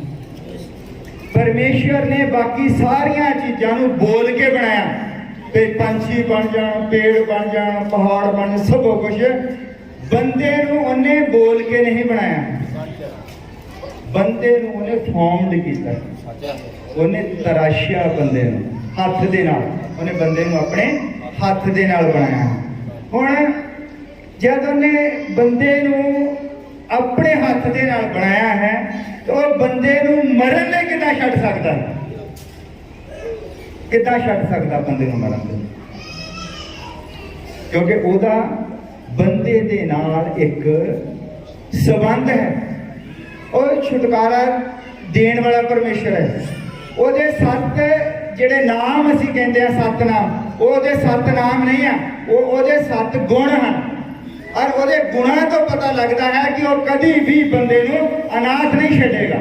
ਹੁਣ ਉੱਧਰਲੇ ਪਾਸੇ ਬੰਦੇ ਨੂੰ ਉਹਨੇ ਅਦਨ ਦੇ ਬਾਗ ਦੇ ਵਿੱਚੋਂ ਕੱਢ ਦਿੱਤਾ ਹੈ, ਉਹਦੇ ਹੱਥ 'ਚੋਂ ਪੋਥੀ ਲੈ ਲਈ ਹੈ ਔਰ ਉਹਨੂੰ ਉਹਨੇ ਮੋਹਰ ਬੰਦ ਕਰ ਦਿੱਤਾ, ਪਰ ਉਹਦੇ ਅੰਦਰ ਇੱਕ ਗੁਣ ਹੈ ਕਿ ਉਹ ਬੰਦੇ ਨੂੰ ਕਦੀ ਵੀ ਅਨਾਥ ਨਹੀਂ ਛੱਡਣਾ ਚਾਹੁੰਦਾ। ਪਾਪ ਦੁਆਰਾ ਆਤਮਿਕ ਮੌਤ ਤੇ ਸਰੀਰਕ ਮੌਤ, ਦੋਨੇ ਮੌਤਾਂ ਜਿਹੜੀਆਂ ਹੈ ਪਾਪ ਦੁਆਰਾ ਹੀ ਆਈਆਂ। ਔਰ ਕੋਈ ਵੀ ਇਦਾਂ ਦਾ ਕੰਮ ਨਹੀਂ ਸੀ ਜਿਹੜਾ ਬੰਦਾ ਕਰਕੇ ਆਪ ਬਚ ਸਕੇ ਇਸ ਮੌਤ ਤੋਂ। ਧਰਤੀ ਦੇ ਉੱਤੇ ਕੋਈ ਵੀ ਅਜਿਹਾ ਕੰਮ ਨਹੀਂ ਹੈ ਜਿਸ ਨੂੰ ਕਰਕੇ ਤੁਸੀਂ ਬਚ ਸਕਦੇ ਹੋ। ਉਹ ਪਰਮੇਸ਼ਰ ਦਾ ਇੱਕ ਠਹਿਰਾਇਆ ਹੋਇਆ ਕੰਮ ਹੈ। ਕੋਈ ਤੁਹਾਡੇ ਕੋਲ ਉਪਾਅ ਨਹੀਂ ਹੈ, ਉਹ ਸਿਰਫ ਪਰਮੇਸ਼ਰ ਦੇ ਕੋਲ ਦਾ ਉਪਾਅ ਹੈ। ਹਾਲੇਲੂਇਆ। ਪਰਮੇਸ਼ਰ ਨੇ ਮਨੁੱਖ ਨੂੰ ਬਚਾਉਣ ਦਾ ਪੱਕਾ ਇਰਾਦਾ ਕੀਤਾ ਹੈ ਸ਼ੁਰੂ ਤੋਂ ਹੀ। ਜਦ ਉਹਦੇ ਵਿਚਾਰਾਂ ਦੇ ਵਿੱਚ ਸੀ, ਉਹਨੂੰ ਪਤਾ ਸੀ ਕਿ ਮਨੁੱਖ ਜਿਹੜਾ ਹੈ ਡਿੱਗ ਸਕਦਾ, ਇਹ ਪਾਪ ਕਰ ਸਕਦਾ ਹੈ, ਪਰ ਉਹਨੇ ਇਹਦੇ ਬਚਾਓ ਦਾ ਇੱਕ ਪਲਾਨ ਵੀ ਬਣਾਇਆ ਹੈ ਸ਼ੁਰੂ ਤੋਂ ਹੀ। ਜਿੱਦਾਂ ਮੈਂ ਪਹਿਲਾਂ ਦੱਸਿਆ ਕਿ ਬੰਦਾ ਪਾਪੀ ਹੈ, ਇਹ ਪਾਪ ਦੇ ਵਿੱਚ ਹੀ ਪੈਦਾ ਹੋਇਆ, ਝੂਠ ਬੋਲਦਾ ਸੰਸਾਰ ਦੇ ਵਿੱਚ ਆਇਆ। ਔਰ ਦੂਜੇ ਪਾਸੇ ਪਰਮੇਸ਼ਰ ਦੀ ਧਾਰਮਿਕਤਾ ਨਾ ਤਾਂ ਪਰਮੇਸ਼ਰ ਦਾ ਗੁਣ ਹੈ ਤੇ ਨਾ ਹੀ ਵਿਸ਼ਵਾਸੀ ਦਾ ਬਦਲਿਆ ਹੋਇਆ ਚਰਿੱਤਰ। ਸਾਡਾ ਜਿਹੜਾ ਹੈ ਚਰਿੱਤਰ ਆਪਣੇ ਆਪ ਨਹੀਂ ਬਦਲ ਹੋ ਸਕਦਾ। ਹਾਲੇਲੂਇਆ। ਨਾ ਹੀ ਅਸੀਂ ਆਪਣੇ ਆਪ ਕੋਈ ਛੁਟਕਾਰਾ ਲੈ ਸਕਦੇ ਹਾਂ। ਇੱਕ ਹੈ ਜੋ ਸਾਡੀ ਥਾਂ ਤੇ ਆਉਂਦਾ ਔਰ ਉਸ ਕਾਨੂੰਨ ਦੀ ਮੰਗ ਨੂੰ ਪੂਰਾ ਕਰਦਾ ਹੈ ਜਿਹੜਾ ਪਰਮੇਸ਼ਰ ਨੇ ਠਹਿਰਾਇਆ, ਜਿਹਦੇ ਥੱਲੇ ਅਸੀਂ ਸਾਰੇ ਧੱਕੇ ਜਾਂਦੇ ਹਾਂ। ਜਦ ਅਸੀਂ ਪਹਿਲਾ ਕੁਰਿੰਥੀਆਂ ਉਹਦਾ 1 ਨੰਬਰ 30 ਦੇ ਵਿੱਚ ਮਸੀਹ ਵਿੱਚ ਵਿਸ਼ਵਾਸੀ ਹੁਣ ਕਿਰਪਾ ਨਾਲ ਇੰਨੇ ਸੰਪੂਰਨ ਅਤੇ ਇੱਕ ਅਧਿਕਾਰ ਦੇ ਅਧੀਨ ਟੱਕਿਆ ਹੋਇਆ ਹੈ। ਜਦ ਅਸੀਂ ਟੱਕੇ ਜਾਂਦੇ ਫਿਰ ਸਿਨਾਈ ਦੇ ਪਹਾੜ ਤੋਂ ਕਾਨੂੰਨ ਨਾ ਤਾਂ ਸਾਡੇ ਵਿੱਚ ਕੋਈ ਨੁਕਸ ਕੱਢ ਸਕਦਾ ਹੈ ਔਰ ਨਾ ਹੀ ਸਾਡੇ ਵਿੱਚ ਅਵਿਸ਼ਵਾਸ ਦੇ ਸਕਦਾ, ਕਿਉਂਕਿ ਮਸੀਹ ਦੀ ਧਾਰਮਿਕਤਾ ਨੇ ਸਾਨੂੰ ਢੱਕ ਲਿਆ ਹੈ। ਔਰ ਮੈਂ ਇੱਥੇ ਕਿਹਾ ਕਿ ਸਿਨਾਈ ਦੇ ਪਹਾੜ ਤੋਂ, ਇਹਦਾ ਮਤਲਬ ਹੈ ਸਿਨਾਈ ਦੇ ਪਹਾੜ ਤੋਂ ਵਿਵਸਥਾ ਨਿਕਲਦੀ ਹੈ। ਫਿਰ ਅਸੀਂ ਵਿਵਸਥਾ ਦੇ ਅਧੀਨ ਨਹੀਂ ਆਉਂਦੇ ਹਾਂ, ਵਿਵਸਥਾ ਸਾਨੂੰ ਫਿਰ ਦੋਸ਼ੀ ਨਹੀਂ ਠਹਿਰਾ ਸਕਦੀ। ਅਦਨ ਦੇ ਬਾਗ ਵਿੱਚ ਇਹਦਾ ਮੋਹਰਬੰਦ ਹੋਣਾ ਦੇਖਦੇ ਅਸੀਂ ਹੁਣ ਕਿ ਇਹ ਮੋਹਰਬੰਦ ਹੁੰਦਾ ਕਿੱਦਾਂ ਹੈ, ਉਹ ਅਸੀਂ ਦੇਖ ਲਿਆ। ਹੁਣ ਅਸੀਂ ਦੇਖਦੇ ਹਾਂ ਹਿਜ਼ਕੀਏਲ ਉਸ ਮੋਹਰਬੰਦ ਯੋਜਨਾ ਨੂੰ ਦੇਖਦਾ ਹੈ ਜਿਹੜੀ ਯਹੂਨਾ ਜਿਹੜਾ ਹੈ ਉਹਨੂੰ ਖੁੱਲੀ ਹੋਈ ਦੇਖਦਾ। ਹਿਜ਼ਕੀਏਲ ਉਹਨੂੰ ਬੰਦ ਦੇਖਦਾ ਹੈ, ਉਹਨੂੰ ਇੱਕ ਸ਼ਕਲ ਦੇ ਰੂਪ ਦੇ ਵਿੱਚ ਦੇਖਦਾ ਹੈ, ਪਰ ਜਿਹੜਾ ਯਹੂਨਾ ਹੈ ਉਸ ਪਲਾਨ ਨੂੰ ਖੁੱਲਾ ਹੋਇਆ ਦੇਖਦਾ ਹੈ।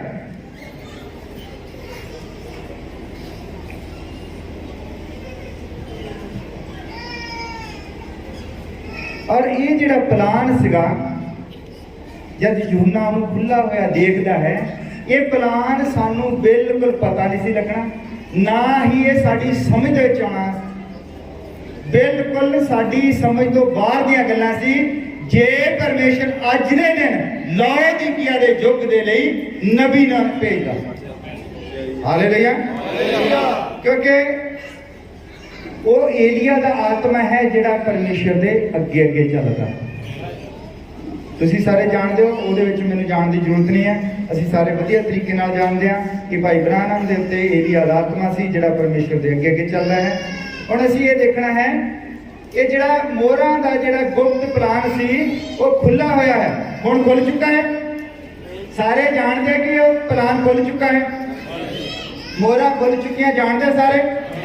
ਮੈਂ ਤੁਹਾਡੇ ਤੋਂ ਇੱਕ ਮਾੜਾ ਜਿਹਾ ਸਵਾਲ ਪੁੱਛਦਾ, ਚੌਥੀ ਮੋਹਰ ਖੁੱਲ ਚੁੱਕੀ ਹੈ? ਹਾਲੇਲੂਇਆ। ਚੌਥੀ ਮੋਹਰ ਖੁੱਲ ਚੁੱਕੀ ਹੈ।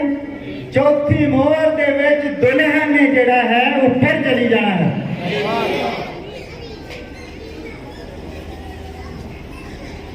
ਅਸੀਂ ਇੱਥੇ ਕੀ ਕਰਦੇ ਹਾਂ?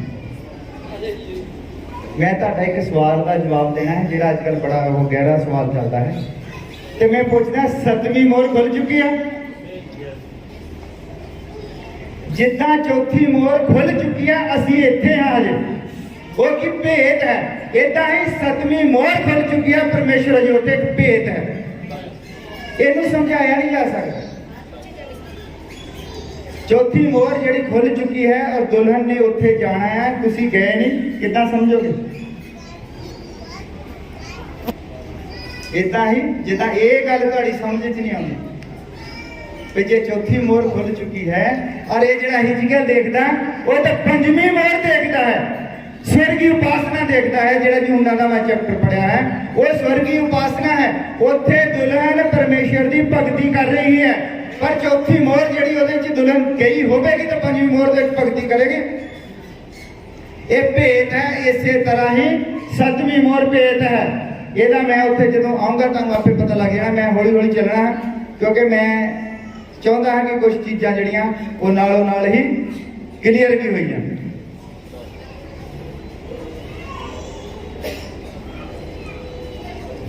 ਹੁਣ ਪਰਮੇਸ਼ਰ ਦਾ ਪਲਾਨ ਸੀਗਾ ਕਿ ਉਹਨੇ ਬੰਦੇ ਨੂੰ ਬਚਾਉਣਾ ਹੀ ਬਚਾਉਣਾ ਹੈ, ਔਰ ਦੂਜੇ ਪਾਸੇ ਸ਼ੈਤਾਨ ਜਿਹੜਾ ਹੈ ਮੁੱਢ ਤੋਂ ਹੀ ਆਤਮਘਾਤੀ ਸੀ। ਸ਼ੈਤਾਨ ਦਾ ਪਲਾਨ ਹੈ ਕਿ ਬੰਦੇ ਨੂੰ ਮਾਰਨਾ ਹੀ ਮਾਰਨਾ। ਹੁਣ ਤੁਸੀਂ ਇੱਥੇ ਧਿਆਨ ਦੇਣਾ ਹੈ, ਸ਼ੈਤਾਨ ਦਾ ਪਲਾਨ ਹੈ ਬੰਦੇ ਨੂੰ ਮਾਰਨਾ ਔਰ ਪਰਮੇਸ਼ਰ ਦਾ ਪਲਾਨ ਹੈ ਬੰਦੇ ਨੂੰ ਬਚਾਉਣਾ। ਔਰ ਇਹ ਸ਼ੈਤਾਨ ਜਿਹੜੇ ਹੈ ਜਿੰਨੇ ਵੀ ਪ੍ਰੋਗਰਾਮ ਬਣਾਉਂਦਾ, ਸ਼ੈਤਾਨ ਮਨੁੱਖ ਨੂੰ ਮਾਰਨ ਦੇ ਲਈ ਜਿੰਨੇ ਵੀ ਪ੍ਰੋਗਰਾਮ ਬਣਾਉਂਦਾ ਹੈ ਅਸੀਂ ਉਹਨਾਂ ਨੂੰ ਮੋਹਰਾਂ ਦੇ ਵਿੱਚ ਦੇਖਦੇ ਹਾਂ। ਤੁਸੀਂ ਜਾਣਦੇ ਹੋ ਸਾਰੇ ਵੀ ਸ਼ੈਤਾਨ ਜਦ ਬੰਦੇ ਨੂੰ ਮਾਰਨ ਦੇ ਪਲਾਨ ਬਣਾਉਂਦਾ ਇਹ ਵੀ ਮੋਹਰਾਂ ਦੇ ਵਿੱਚ ਹੀ ਹੈ। ਉਹ ਜਿਹੜਾ ਸ਼ੈਤਾਨ ਹੈ ਮਸੀਹ ਦਾ ਭੇਸ ਧਾਰ ਲੈਂਦਾ ਹੈ ਪਰ ਉਹ ਫੇਲ ਹੋ ਜਾਂਦਾ। ਅਸੀਂ ਥੋੜਾ ਜਿਹਾ ਪਿੱਛੇ ਚੱਲਦੇ ਛੁਟਕਾਰੇ ਦੇ ਪਲਾਨ ਵੱਲ ਦੇਖਦੇ ਹਾਂ ਅਸੀਂ ਤੇ ਦੇਖਦੇ ਹਾਂ ਕਿ ਪਰਮੇਸ਼ਰ ਦਾ ਜਿਹੜਾ ਸਿੰਘਾਸਨ ਹੈ ਉਹ ਜਿਹੜੇ ਜੰਤੂ ਹੈ ਸ਼ੇਰ ਵਰਗਾ, ਬਲਦ ਵਰਗਾ, ਉੜਦੇ ਹੋਏ ਉਕਾਬ ਵਰਗਾ ਔਰ ਮਨੁੱਖ ਵਰਗਾ, ਇਹ ਚਾਰ ਜੰਤੂ ਜਿਹੜੇ ਹਨ ਇਹ ਪਰਮੇਸ਼ਰ ਦੀਆਂ ਜਿਹੜੀਆਂ ਹਨ ਇਹੋ ਧਰਤੀ ਦੇ ਉੱਤੇ ਸੇਵਕਾਈਆਂ ਹਨ। ਇਹ ਚਾਰ ਸ਼ਕਤੀਆਂ ਹਨ ਤੇ ਦੂਜੇ ਪਾਸੇ ਸ਼ੈਤਾਨ ਵੀ ਬੰਦੇ ਨੂੰ ਮਾਰਨਾ ਚਾਹੁੰਦਾ, ਉਹਦੇ ਕੋਲ ਵੀ ਚਾਰ ਸ਼ਕਤੀਆਂ ਹਨ। ਹਾਲੇਲੂਇਆ। ਸਾਰੇ ਇੱਕ ਮਿੰਟ ਦੇ ਲਈ ਕਹੋ ਆਮੀਨ, ਤਾਂ ਕਿ ਸਾਰਿਆਂ ਨੂੰ ਥੋੜਾ ਜਿਹਾ ਇੱਥੇ ਪਤਾ ਲੱਗ ਜਾਏ ਸਾਰੇ ਇੱਥੇ। ਹਾਲੇਲੂਇਆ। ਪਰਮੇਸ਼ਰ ਦੇ ਕੋਲ ਵੀ ਚਾਰ ਸ਼ਕਤੀਆਂ ਹਨ ਧਰਤੀ ਦੇ ਉੱਤੇ ਮਨੁੱਖ ਨੂੰ ਬਚਾਉਣ ਦੇ ਲਈ ਚਾਰ ਪਲਾਨ ਹਨ, ਔਰ ਦੂਜੇ ਪਾਸੇ ਜਿਹੜਾ ਸ਼ੈਤਾਨ ਹੈ ਉਹਨੇ ਵੀ ਚਾਰ ਪਲਾਨ ਬਣਾਏ ਹੋਏ ਹਨ। ਔਰ ਉਹਦੇ ਪਲਾਨ ਅਸੀਂ ਪਹਿਲਾਂ ਦੇਖ ਲੈਣੇ ਕਿ ਸ਼ੈਤਾਨ ਜਿਹੜਾ ਹੈ ਉਹ ਬੰਦੇ ਨੂੰ ਮਾਰਨਾ ਚਾਹੁੰਦਾ ਤੇ ਉਹ ਕਰਦਾ ਕੀ ਆ, ਉਹਦੇ ਕੋਲ ਵੀ ਚਾਰ ਪਲਾਨ ਹਨ। ਔਰ ਉਹਦੇ ਕੋਲ ਇੱਕ ਚਿੱਟਾ ਘੋੜਾ ਹੈ, ਉਹਦੇ ਕੋਲ ਵੀ ਚਾਰ ਜੰਤੂ ਹਨ। ਇੱਕ ਚਿੱਟਾ ਘੋੜਾ ਹੈ, ਇੱਕ ਲਾਲ ਘੋੜਾ ਹੈ, ਇੱਕ ਕਾਲਾ ਘੋੜਾ ਤੇ ਇੱਕ ਜਰਦ ਘੋੜਾ ਹੈ।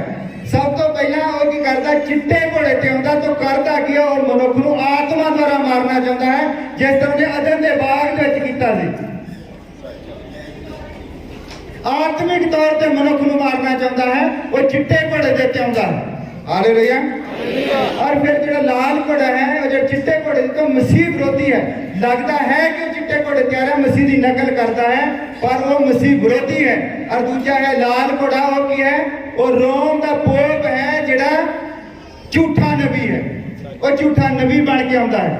ਔਰ ਜਿਹੜਾ ਤੀਸਰਾ ਹੈ ਉਹਦੇ ਕੋਲ ਉਹ ਹੈ ਕਾਲਾ ਘੋੜਾ, ਉਹ ਧਰਤੀ ਅਤੇ ਆਕਾਸ਼ ਤੇ ਪਤਾਲ ਦਾ ਵਿਕਾਰ ਹੈ। ਜਿੱਥੇ ਵੀ ਮਨੁੱਖ ਰਹਿੰਦਾ ਹਰ ਚੀਜ਼ ਨੂੰ ਦੂਸ਼ਿਤ ਕਰਨ ਦੇ ਲਈ ਉਹਦੇ ਕੋਲ ਜਿਹੜਾ ਇੱਕ ਸ਼ਕਤੀ ਹੈ ਉਹ ਹੈ ਕਾਲਾ ਘੋੜਾ, ਔਰ ਇੱਕ ਹੈ ਜਰਦ ਘੋੜਾ ਜਿਹਨੂੰ ਅਸੀਂ ਕੁੱਲਾ ਘੋੜਾ ਕਹਿੰਦੇ ਆ। ਉਹ ਤਿੰਨਾਂ ਹੀ ਸ਼ਕਤੀਆਂ ਨੂੰ ਮਿਲਾ ਕੇ ਇੱਕ ਹੋਰ ਸ਼ਕਤੀ ਬਣਾਉਂਦਾ ਹੈ ਔਰ ਉਹਨੂੰ ਅਸੀਂ ਕਹਿੰਦੇ ਹਾਂ ਕੁੱਲਾ ਘੋੜਾ। ਹੁਣ ਇਹ ਉਹਦੇ ਭੇਸ ਵੱਖਰੇ ਵੱਖਰੇ ਹਨ ਔਰ ਆਤਮਾ ਜਿਹੜਾ ਹੈ ਉਹ ਇੱਕੋ ਹੀ ਆਤਮਾ ਹੈ ਕਿ ਉਹ ਮਨੁੱਖ ਨੂੰ ਮਾਰਨਾ ਚਾਹੁੰਦਾ ਹੈ। ਹਾਲੇਲੂਇਆ। ਸਭ ਤੋਂ ਪਹਿਲਾਂ ਜਿਹੜਾ ਚਿੱਟਾ ਘੋੜਾ ਹੈ ਉਹ ਮਸੀਹ ਵਿਰੋਧੀ ਹੈ, ਉਹ ਆਤਮਿਕ ਤੌਰ ਤੇ ਮਨੁੱਖ ਨੂੰ ਮਾਰਨਾ ਚਾਹੁੰਦਾ ਹੈ।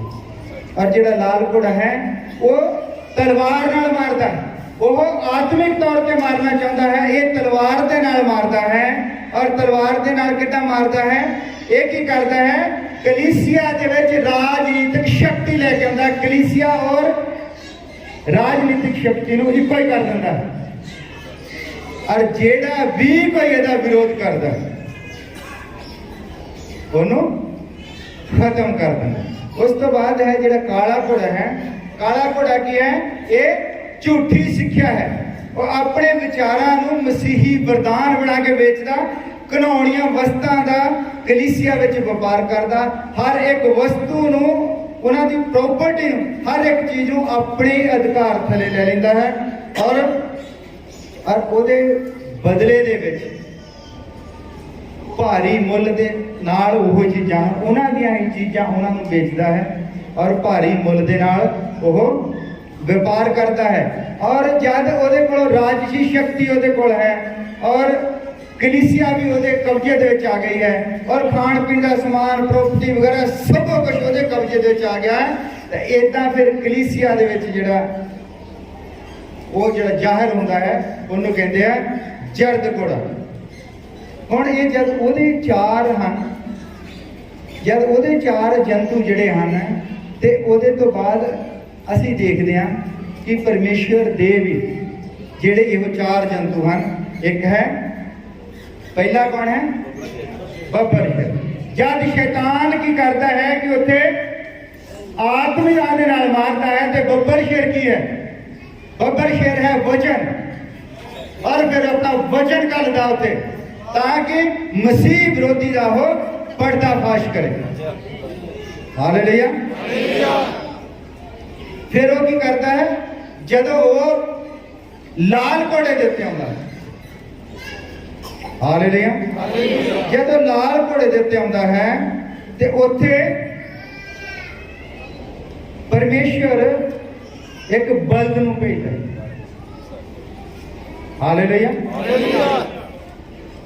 ਜਦੋਂ ਪਰਮੇਸ਼ਵਰ ਉੱਥੇ ਇੱਕ ਬਲਦ ਨੂੰ ਭੇਜਦਾ ਹੈ ਤੇ ਉਹ ਜਦ ਉੱਥੇ ਸਭ ਕੁਝ ਕਤਲੇ ਆਮ ਕਰ ਰਿਹਾ ਹੈ ਔਰ ਬਲਦ ਜੀ ਕੀ ਹੁੰਦਾ ਹੈ? ਉਹ ਕੁਰਬਾਨੀ ਦੇਣ ਨੂੰ, ਕੁਰਬਾਨੀ ਵਾਲਾ ਜੰਤੂ ਹੈ। ਇਹਨੂੰ ਆਪਾਂ ਆਤਮਿਕ ਤੌਰ ਤੇ ਮਿਹਨਤੀ ਹੈ। ਉਹਨਾਂ ਲੋਕਾਂ ਨੇ ਇੰਨੀ ਮਿਹਨਤ ਕੀਤੀ ਜਦ 1000 ਸਾਲ ਦੇ ਲਈ ਕਬਜ਼ੇ ਦੇ ਵਿੱਚ ਆ ਗਿਆ ਸੀਗਾ ਰੋਮਨ ਦੇ ਸਭ ਕੁਝ, ਤੇ ਉਦੋਂ ਜਿਹੜੇ ਮਸੀਹੀ ਲੋਕ ਸਨ ਉਹਨਾਂ ਨੂੰ ਉਹ ਜਿਹੜੇ ਮਾੜੀ ਜਿਹੀ ਵੀ ਗੱਲ ਉਹਨਾਂ ਦੇ ਵਿਰੁੱਧ ਕਰਦੇ ਸੀ, ਉਹਨਾਂ ਦੀਆਂ ਸਿੱਖਿਆਵਾਂ ਦੇ ਨਾਲ ਸਹਿਮਤ ਨਹੀਂ ਹੁੰਦੇ ਸੀ, ਤਾਂ ਉਹਨੂੰ ਉਹ ਕਤਲ ਕਰਵਾ ਦਿੰਦੇ ਸੀ। ਔਰ ਉੱਥੇ ਪਰਮੇਸ਼ਰ ਜਿਹੜਾ ਭੇਜਦਾ ਹੈ, ਪਰਮੇਸ਼ਰ ਦਾ ਜਿਹੜਾ ਜੰਤੂ ਸੀ ਉਹ ਆਉਂਦਾ ਹੈ, ਉਹਨੂੰ ਕਹਿੰਦੇ ਆਪਾਂ ਬਲਦ ਭੇਜਦਾ। ਉਸ ਤੋਂ ਬਾਅਦ ਅੱਗੇ ਆਉਂਦਾ ਹੈ ਕਾਲਾ ਘੋੜਾ। ਕਾਲਾ ਘੋੜਾ ਉਹਦਾ ਕੀ ਹੈ? ਉਹ ਝੂਠੀਆਂ ਸਿੱਖਿਆਵਾਂ, ਆਪਣੇ ਵਿਚਾਰਾਂ ਨੂੰ ਮਸੀਹੀ ਵਰਦਾਨ ਬਣਾ ਕੇ ਵੇਚਦਾ ਹੈ। ਘਿਨਾਉਣੀਆਂ ਵਸਤਾਂ ਕਲੀਸਿਆ ਦੇ ਵਿੱਚ ਵਪਾਰ ਅਤੇ ਹਰ ਇੱਕ ਵਸਤੂ ਨੂੰ, ਉਹਦੀ ਪ੍ਰਾਪਰਟੀ ਨੂੰ, ਹਰ ਇੱਕ ਚੀਜ਼ ਨੂੰ ਆਪਣੇ ਅਧਿਕਾਰ ਵਿੱਚ ਲੈ ਲੈਂਦਾ ਹੈ। ਭੋਜਨ ਵਸਤੂਆਂ ਔਰ ਬਚਨ ਦਾ ਵੀ ਅਕਾਲ ਪੈ ਜਾਂਦਾ ਹੈ ਔਰ ਲੈਣ ਦੇਣ ਦੀ ਭਾਰੀ ਲੁੱਟ ਹੁੰਦੀ ਹੈ।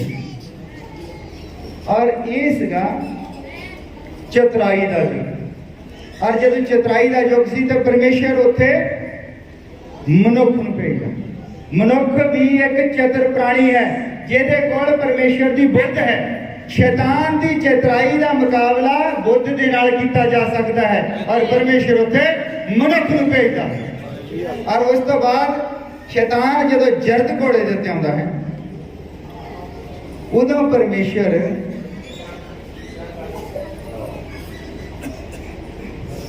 ਜਦੋਂ ਉਹ ਜਰਤ ਦੇ ਉੱਤੇ ਆਉਂਦਾ ਹੈ, ਉਦੋਂ ਪਰਮੇਸ਼ਰ ਉਕਾਬ ਨੂੰ ਭੇਜਦਾ।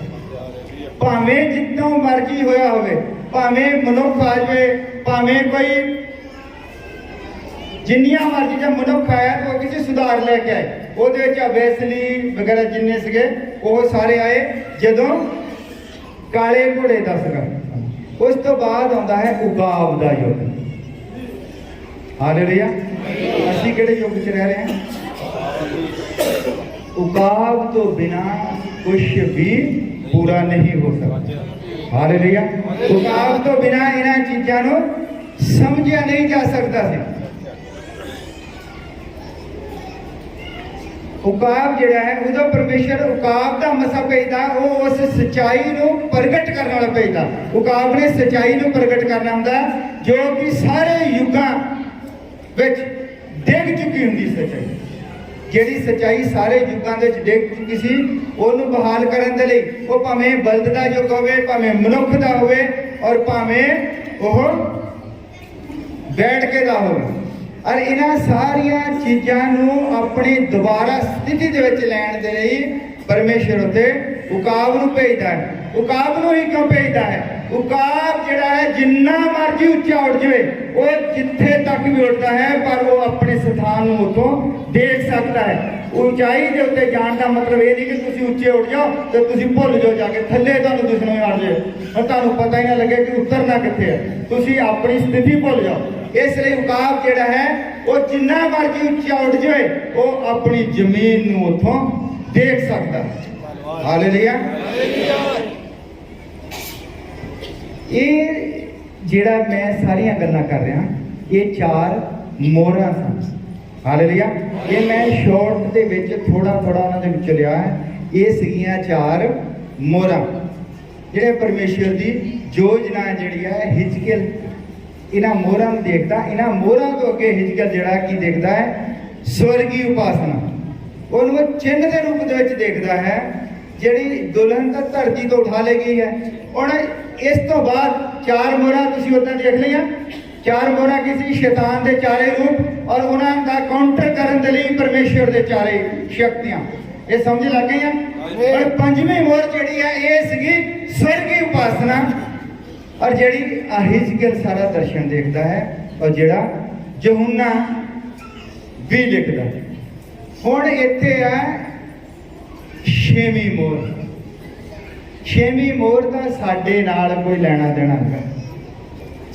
6ਵੀਂ ਮੋਹਰ ਕੀ ਹੈ ਕਿ ਜਿੰਨੇ ਵੀ ਯੁੱਧ ਹੋਏ ਹਨ ਇਹ ਸਾਰੇ ਹੀ ਇਸਰਾਇਲ ਦਾ ਕਰਕੇ ਹਨ ਔਰ ਇਸਰਾਇਲ ਦੇ ਲਈ ਹੋਏ ਹਨ, ਕਿਉਂਕਿ ਇਸਰਾਇਲ ਨੂੰ ਪਰਮੇਸ਼ਰ ਇੱਕ ਕੌਮ ਵਾਂਗੂ ਡੀਲ ਕਰਦਾ ਹੈ। ਔਰ ਜਿਹੜਾ ਇਸਰਾਇਲ ਹੈ ਇਹ 6ਵੀਂ ਮੋਹਰ ਜਿਹੜੀ ਹੈ ਕਸ਼ਟਕਾਲ ਦੀ ਕਿਉਂ ਹੈ?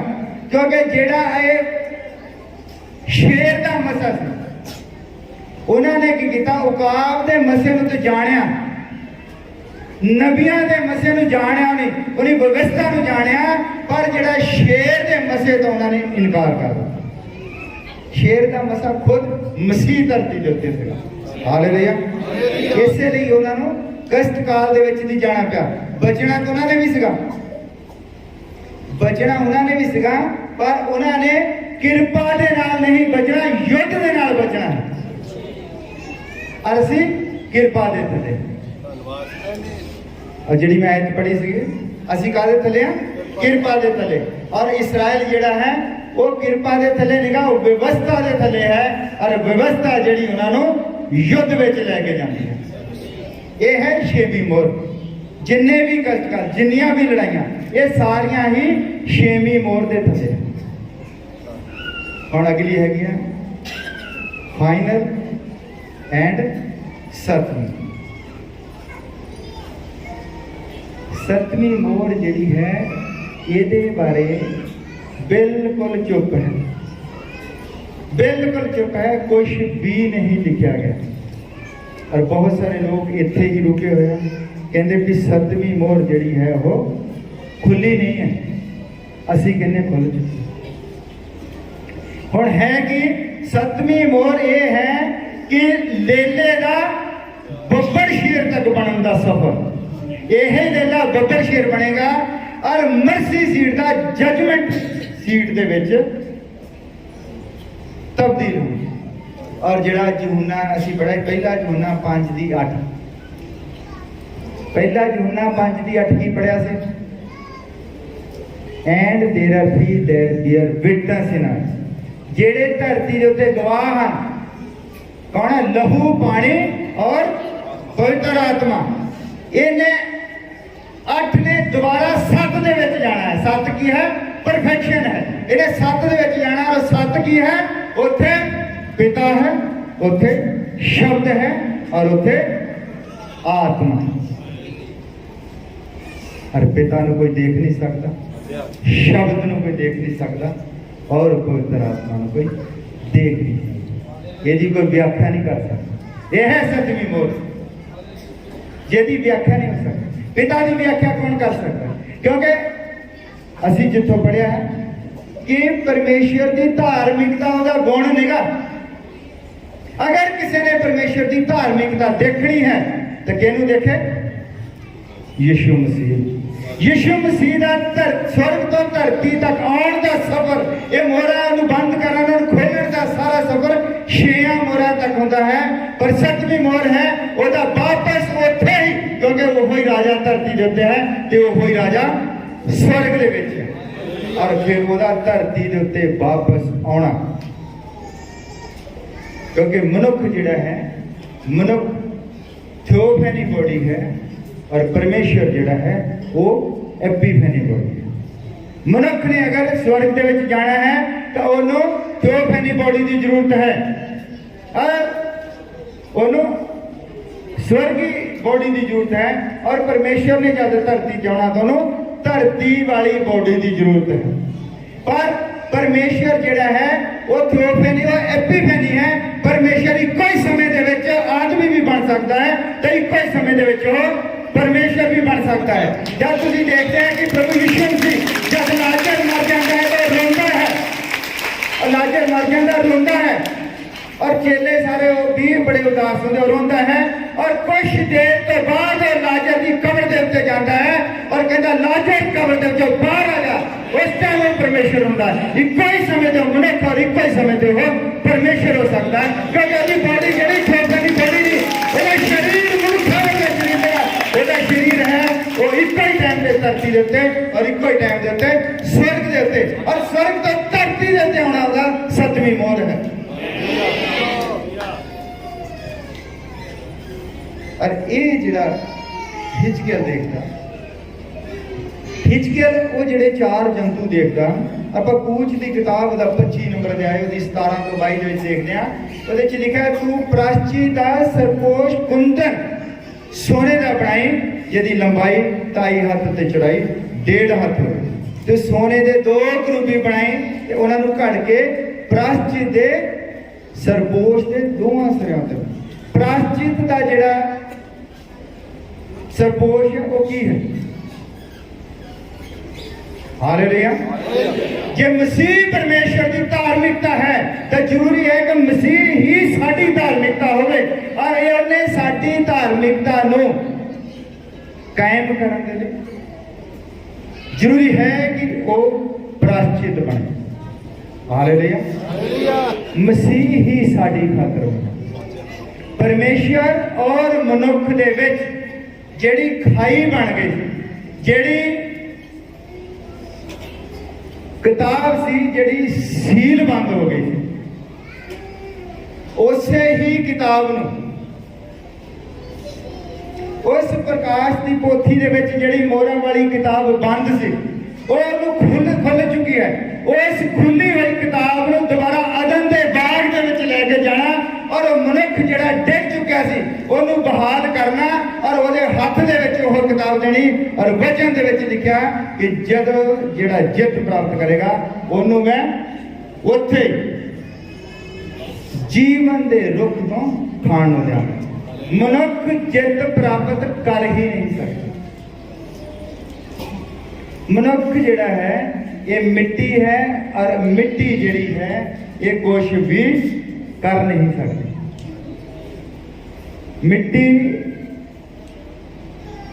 मिट्टी का मतलब बंदा एक कट्टा है डस्ट है और कुछ भी नहीं कर सकता और इन्हें अगर बचना है, इन्हें अगर बचना है, अगर ये चाहता है कि मैं अपनी सही स्थिति दे विच आवां, इनू मसीह दे विच वड़ना पैना। हालेलुया, मसीह दे विच वड़ना पैना इनू। असीं सारे प्रार्थना करते हैं कि प्रभु आ जा, प्रभु आ जा, पवित्र आत्मा साडे विच वड़ जावे। ਇਹੋ ਸਾਰੇ ਕਹਿੰਦੇ ਕਿ ਪ੍ਰਭੂ ਆ ਪਵਿੱਤਰ ਆਤਮਾ ਸਾਡੇ ਵਿੱਚ ਵੜੇ, ਪਰ ਵਚਨ ਕਹਿੰਦਾ ਕਿ ਤੁਸੀਂ ਮਸੀਹ ਦੇ ਵਿੱਚ ਵੜਨਾ ਹੈ, ਤੁਸੀਂ ਉਹਦੇ ਨਾਲ ਦਫਨ ਹੋਣਾ ਹੈ, ਤੁਸੀਂ ਮਸੀਹ ਨੂੰ ਪੈਣਾ ਹੈ। ਜਦ ਅਸੀਂ ਮਸੀਹ ਨੂੰ ਪੈਂਦੇ ਫਿਰ ਮਸੀਹ ਜੀ ਸਾਡੇ ਅੰਦਰ ਆ ਜਾਂਦਾ ਤਾਂ ਉਹ ਜਿਹੜਾ ਪਰਮੇਸ਼ਰ ਔਰ ਮਨੁੱਖ ਦੇ ਵਿੱਚ ਖਾਈ ਪੈ ਗਈ ਸੀ, ਉਹਨੂੰ ਫਿਰ ਉਹ ਦੋਨਾਂ ਨੂੰ ਮਿਲਾ ਦਿੰਦਾ ਹੈ। मनुख दा और परमेश्वर दा एक हो जाना, ये सतवीं मोहर है। क्योंकि वो जिहड़ा सिंहासन इहो देखदा है, हिजकियल जिहड़ा सिंहासन देखदा है, इस सिंहासन दा तुहाडे नाल वादा कीता है। वो कहता जिहड़ा जित प्राप्त करेगा ओनू मैं अपने नाल सिंहासन दे उत्ते बिठावांगा। इस सिंहासन दे उत्ते जिहड़ा देखदा है, जिहदे सामने 24 बुजुर्ग हन, जिहदे नाल जंतु हन, तुसी सब तो अहम हो परमेश्वर। हालेलुया, तुसी सब तो अहम।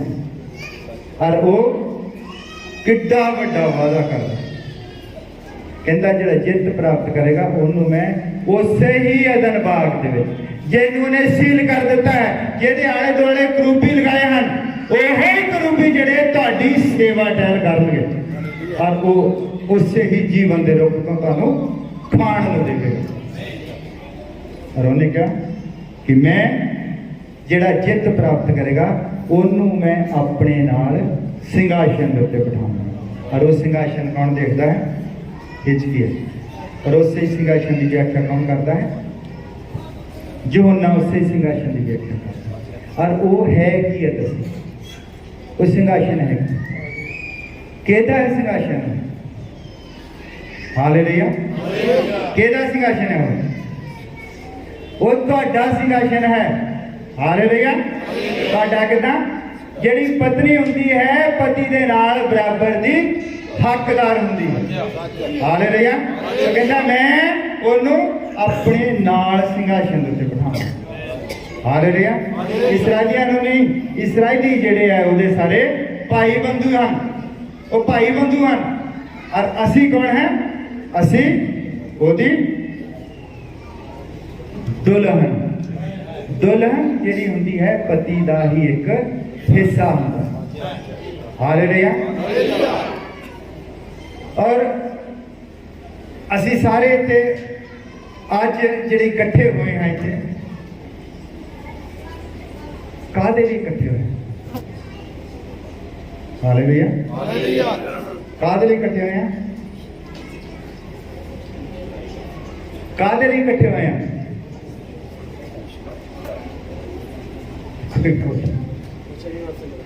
असी सारे कहने हैं वचन सुनने लई इकट्ठे होए। हालेलुया, ये वचन जिहड़ा है इनू कल्ला ही सुनना नहीं हुंदा। वचन तुहाडा जीवन बन जाए, तुहाडे अंदरले पासे आवे और तुहानू ये समझ लगे कि जो कुछ दानियल देखता है, जो कुछ हिजकियल देखता है, जो कुछ सिंहासन यूहन्ना देखता है, और वो देखता की है साडा छुटकारा देखता।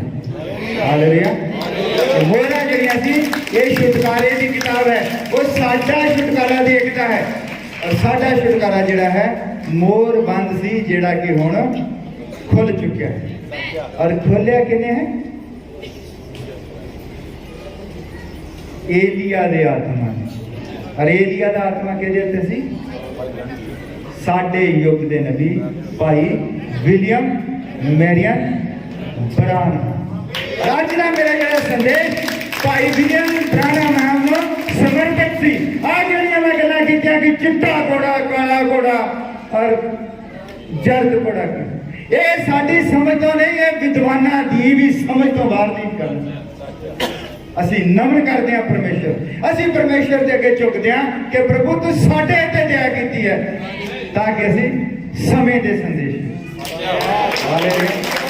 समय दे संदेश संदेश तो बाहर कोई छुटकारा नहीं है, ना ही किसी को पता लगता है कि है की हिजकियल की देख रहा है, यूहन्ना की देख रहा है। अरे वो की देख रहा है, वो सब कुछ देख रहा है, वो समय के संदेश ਨੂੰ देख रहे हैं, वो छुटकारे ਨੂੰ देख रहे हैं, क्योंकि छुटकारा जिहड़ा है प्रभु जब धरती के उत्ते है और ਉਹਦੇ ਨਾਲ कौन है, मत्ती मरकस लूका यूहन्ना और ਉਹਦੇ ਨਾਲ ਜਿਹੜੇ ਆ 12 ਚੇਲੇ ਹਨ और 12 ਗੋਤਾਂ ਦੇ ਜਿਹੜੇ ਸਰਦਾਰ ਹਨ। ਜਦੋਂ ਸਿੰਘਾਸਨ ਦੇ ਉੱਤੇ ਉਹ ਕੀ ਦੇਖਦੇ ਹਨ,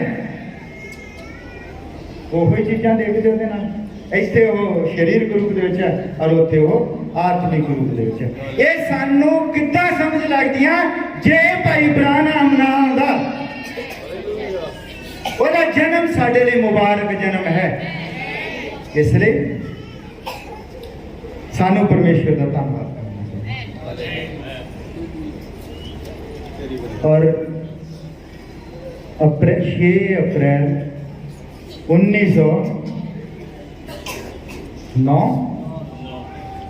6 अप्रैल 1909 ਭਾਈ ਬ੍ਰਾਹਨਮ धरती ਦੇ ਉੱਤੇ और 28 फरवरी 1963 सत्तू नायक किन्ने होंगे 63 परमेश्वर खुद आता ये दसण दे लई कि जिहड़ा मनुख है ਇਹਦੇ संदेश ਦੇ ਨਾਲ ਤੁਸੀਂ स्वर्ग तक जा सकते। वो जिहड़ा टोकन जिहड़ा ਉਹਨੇ ਖੇਡਦਾ ਸੀ ਅਦਮ ਦੇ ਬਾਗ ਵਿੱਚ, ਮੈਂ ਕਿਹਾ ਪਾਪ ਕੀ ਹੈ, ਪਾਪ ਸਾਡਾ ਟੋਕਨ ਨੂੰ ਖੋ ਦੇਣਾ ਹੈ। वो टोकन सानू दोबारा दिता भाई बराहनम ने, वो मैसेज है जिहड़ा सानू उत्थे लेके जाएगा निस्तारे के दिन तक। मैसेज है यूहन्ना जिहड़ा जो कुछ भी देखता है, हिजकियल देखता है, दानियल देखता है, सब कुछ दानियल की पोथी में समझना बड़ा औखा काम, साडे लई बड़ा सौखा है। हिजकियल की किताब को समझना बड़ा औखा काम। ਜਦੋਂ ਅਸੀਂ ਮੈਸੇਜ ਪੜਨ ਤੋਂ ਬਾਅਦ ਆ ਬਾਈਬਲ ਅਸੀਂ ਪਹਿਲਾਂ ਵੀ ਪੜ੍ਹਦੇ ਸੀ, ਸਾਡੇ ਲਈ ਬਾਈਬਲ ਨਵੀਂ ਹੋ ਹਾਲੇਲੂਇਆ। ਸਾਡੀ ਸਮਝ ਖੁੱਲ ਗਈ। ਸਮਝ ਖੁੱਲਣ ਦਾ ਮਤਲਬ ਕਿ ਜਿਹੜੀ ਮੋਹਰ ਬੰਦ ਹੋ ਚੁੱਕੀ, ਜਿਹਦੇ ਉੱਤੇ ਸ਼ੈਤਾਨ ਨੇ ਕਬਜ਼ਾ ਕਰ ਲਿਆ ਸੀ, ਉਹ ਕਬਜ਼ਾ ਉਹਦੇ ਹੱਥੋਂ ਵਾਪਸ ਲੈ ਲਿਆ ਗਿਆ और वो दोबारा उसे ही आदम नूं अदन दे बाग दे विच ओही सब कुछ उहनूं वापस देना है। हालेलुया। और करना कितना है, होना कितना है, ये सब कुछ परमेश्वर ने साडे लिए बंदोबस्त किया। परमेश्वर ने साडे लिए एक दूत भेजा और उसे ही दूत दा अज जन्म दिया। और मैं एक छोटी जी नाकाम कोशिश की है कि मैं उसे ही नबी ना फॉलो करूं और मैं चाहता हाँ कि उसे ही मैसेज की लैन के उत्ते सारे भाइयों भैनों लेके आया जाए। और तुसी सारे ने, मैं पिछे थोड़े दिन पहला 30 तरीक को अवान पिंड दे विच मीटिंग सी और मैं कहा सी सारे जने उत्ते मेरे लिए व्रत रख के प्रार्थना करो। और मैं जाके उत्ते एक वचन मैं जब पढ़ रहा सी, तो भाई बराहनम ने एक जब वचन प्रचार करना सी तो बड़ा टेंशन दे विच सी और उन्होंने कुछ भी सोच नहीं सी रहा कि मैं किहड़ा प्रचार करना।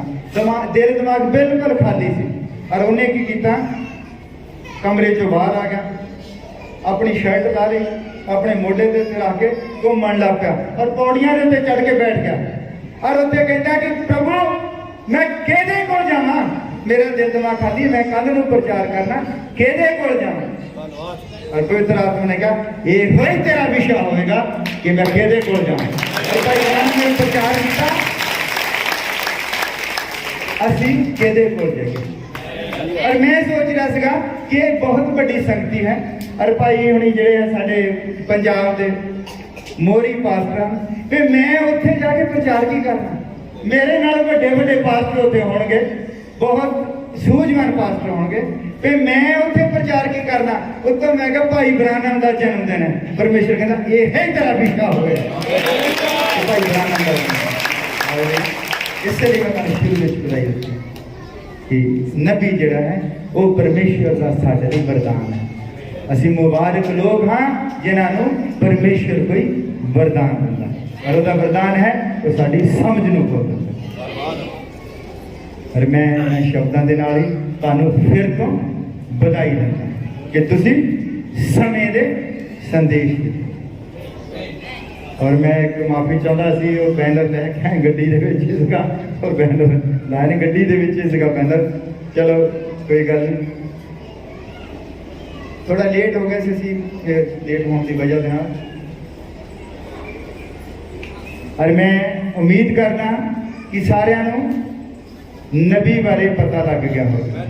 और ये मैं नबी दे बहुत सारे मैसेजों थोड़े थोड़े लैके एक मैसेज तैयार किया 7 युगां चों 7 मोहरां दे विचों।